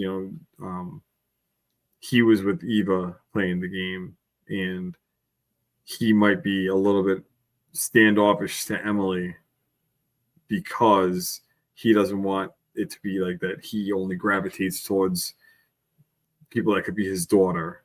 Even though she is a little bit old, she's obviously older, too old to be his daughter, but the youngest person on the tribe. So I think that is going to draw a conflict, whether it be from Joe to her, but from her looking at Joe as well. Like, I'm not Eva. Like, we're not going to get into that bromance, if you will, bro-atnance situation. And then I think Ozzy's personality, from what I remember from the show and from the exploits that I've seen outside of Survivor, I think that his personality is going to mesh very opposite with Emily, and that's going to cause some kind of pushback, if you will, to use her words. Let me push back on that real quick, Ozzy. Yeah, let me push back on that real quick. He's going to be like blah blah blah blah, and she's like, "Well, you know what? You suck." And then there we are. That's going to be the tough thing because, like Ozzy's a legend. Remember that spreadsheet I was talking about of like the best challengers of all time. Ozzy's by far number one, Yeah, above everybody. Boston Rob, Joe Anglim, above everybody. yeah, But at the same time, that's also Ozzy of many different eras. that's So true. the question is one of the people who's the top of the new era, Joe, does Joe make Ozzy kind of expendable from a strength standpoint right away for this tribe, or vice versa? And maybe that's why Emily can kind of exploit that potentially. This, Yeah, despite the need to be strong in challenges, the personality clash is going to be too much for her. yeah. I How old wonder. is Ozzy now? Oh, geez, I don't know. I could tell you right now, because I'm sure he's still young-ish, but not compared to what he was in Cook Islands. He's 44. It's 44, and Joe, I believe, is 49. I don't think Something he's up there. 50 yet. He's the same age as you. Joe Hunter is 46. 46. Oh, He's sorry, Joe. 46. My bad, bro. Yeah, he's born in So 79. I would give the edge up to Joe, I think, because Joe, I don't know what Ozzy's, whatever. I haven't seen him physically. I've not seen what he looks like. I've seen all these pictures that they like him doing things, pictures of him back in the day. Yeah, Like things are different. So I totally. think that Joe is definitely going to give Ozzy a run for his money. Ozzy could probably still climb trees, maybe not as high as he used to go. But I Gravity's think a little tougher these days, a probably. little bit, yeah. Yeah. The planet's spinning too fast. It's just creating more gravity. Everybody's getting shorter. But yeah, no, I think that Joe's they're gonna do that, and then, but he's gonna want to stand on his own and give a little bit of a thing to Emily, and then Emily's gonna be like, "Well, don't give me that because I didn't want that." So, like that, I don't know. That's just my mind thinking of it above and beyond kind of anything that I know, which is nothing. I don't know anything about what's going Of on. course, you want to stay away from spoilers. Of course, course. me too. I don't know anything about it. I have a good friend who was like, "Dude, I know who the winner is. I know who the final three is because people keep spoiling it." And I'm just like, "Dude, just keep that away from me." Yeah. Now, I funny say enough, Twitter, I say Reddit. Like I don't want to be on. Like I don't want any of this stuff. I don't want to know why anything. would you spoil it? Yeah. It's ridiculous. Like this is going to be a big season. Fans complained about the cast initially, and don't get me wrong, there are people that could have been added that would have made it better. Like, there's a million people. Jonathan Penner would have been great. Jerry Manthey, Abby Maria. I mean, a million new era people. Carolyn, Jesse, Uncle Bruce coming back for the third time. There could have been a million people that could make it better. But as it is right now, it's really good. So I can't wait to see it play out. I don't need no spoilers. Yeah, I had my reservations that I let out at the beginning once they released the cast and didn't tell us who from 49 is going. And I was like, I've seen enough of some of these people. I don't want to see them anymore. Like I don't need to see them. Like I want to see there's so many people, from different seasons, even in, first off, make it more of a representation of old school, new school. You know? They didn't do a great job of representing new era, I don't think. I think there are 12 people from the new era. No, I mean, I'm sorry. What I mean by that is the diversity of it. So like they had 3 people from 48, Kyle, Camilla, and Joe. And I mean, there was one from 47, but there's 3 from 46. You got the 2 from 45, but nobody from 44, nobody 43 or 41. When in reality, I was like, okay, well, I did hear the alternates for 49. Rizzo and Savannah most likely took the spots of Marianne from 42, which would have been nice to see her again. And Andy Ruida from 47, which I love Andy. So I would have loved to have seen him in there. So that's where I think it was kind of unfortunate that there wasn't someone from like 43 a season. I think is underrated. I mean, I think a lot of people probably thought Carolyn was a shoe-in for 44.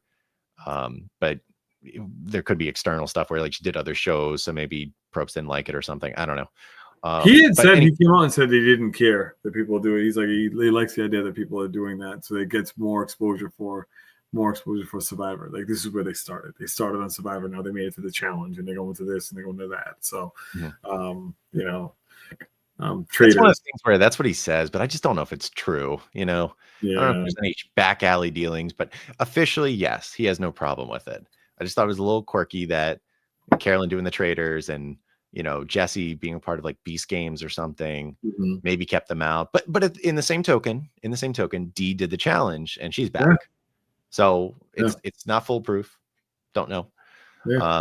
But anyway, I just wanted to say as a closing thing for what we're just talking about, I showed these tribes to another member, Kendra, beautiful Kendra from your tribe, the Bela tribe, and right away she said for Emily, she was like, yeah, I think Suri is going to be the person she's going to go with. Great minds think alike. Go ahead, girl. It's true. And I thought it was really interesting because I'm like, dude, don't fall into that. Everybody falls under a Suri spell, and I hate it. I don't understand. It's so obvious that Suri needs to go right away because otherwise she sticks around for a good while. And I kind of hate that people look up to Suri that much at the game. Yeah. It's a weird dichotomy that she's fallen into, where people, they hold her so near and dear to them. Yeah. When she's a shark. Total shark. And I feel the same way in regards to poverty. Like, how do you when in Australia versus the world, I can't remember the guy's name. They go on the beach something. Light skin dude. The Golden God. Yeah. No, not the Golden God. Not him. He was like one of the first people voted out. Anyway, so from South Africa, probably Rob. Yes. Thank you. Yeah. I'm sorry, my brain is fried. It's all good. I've been yapping at you for like 2 hours, so it's good. We're good. 2.5 hours. This is beautiful. Yeah, I know. Sorry, my man. I promise we're done soon. No, that's fine. But he was like, yo, like, because he's that dude. Like, he could be the male version of poverty. He's got the light eyes, the light skin. He's like, a lot of that, like, talks to you like, in your face and stuff. And he's like, I can tell you're flirting with me. Like, stop it. Like, it's not gonna get anywhere with me. But it's unfortunate that everybody falls for it. Like, once she recognized that he wasn't falling for it, boom, she gets him voted out. And then all of a sudden now she's flirting with everybody. Yeah. And it's like, how do you not pick that up? Like, if you can pick up Boston Rob's trying to, bully everybody into, voting one way, then you should be able to pick up that she's flirting with you to make you feel good about yourself. But you're playing a game. For them, playing a game $250,000, like, you can see what the threats are. The threat is a girl that's going to sit there and flirt with you the entire time, and tell you what you want to hear, and then you're gone. So, yeah. I mean, I will say specifically, I'm not going to get into it too much, but in support of kind of Jeremy's discussion, I'm like, the days thing is important, but AU versus the world was kind of set up for Barbie to succeed. She had Suri, who's kind of like famously, like, I don't know if I call her a ride or die, but pretty much right there. Yeah. And she's not going to turn on Parv. And it was a gender imbalanced season where her initial tribe had more women than men. And that's kind of Parvati's whole game. So no matter, even if Rob could see it through her, if all the women stick together, it didn't really matter what Rob was doing. That's so right.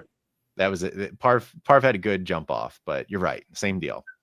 Anywho, we're going to wrap it up because Roos has been super awesome. He's been tolerating all this Survivor talk, telling awesome stories about his time in 45, a little bit about personal life, which was great, and some awesome takes. And I appreciate it, especially you coming out for, your boy Jeremy, who I also love. And we can talk a little bit about 49 and what's going on in the future. And, hopefully we'll get to chat a little bit more about it later on, maybe even revisit back in season 50, see how his people are doing from 45, Emily and Dee. Hopefully they go pretty far. Yeah, I'd love that. That'd be a lot of fun. That'd be really great. But, for the meantime, we've been talking a hell of a lot. So we're going to wrap it up. Bruce, thank you again for chatting with me today. I can't tell you how great it is. This is the third time technically me meeting you. First time we've been able to talk at length, and each and every time it gets better. So I appreciate it greatly. Thank you very much. It means a lot to me. I appreciate you very much. You do an awesome job with this. Keep doing it, man. It's awesome. Great content. Well, I appreciate that. Well, thank you very much. I only started doing it because our buddy Gabler, after the 43 win, I remember the fandom were being total assholes after his win. And I was like, man, this sucks. Like, come on. Why is everyone just like hating? It's Survivor, Yeah. And I used to edit videos a lot, and I love to yap on camera. So I was like, all right, let's try to do slightly more positive content or more fun. And although the fun stuff, I've kind of reined some of that back in and some of the lunacy of my content. But generally, I think it's good to keep it real, but also not being a jerk. about Yeah. commentary, and that's what this is all about, and that's one of the main reasons why I want to talk to you today. So thank you again. I appreciate it, bro. All right, thank you very much. Otherwise, that's pretty much it. We're gonna have that's the end of the podcast here. Hope you have an amazing day, everyone. Take care.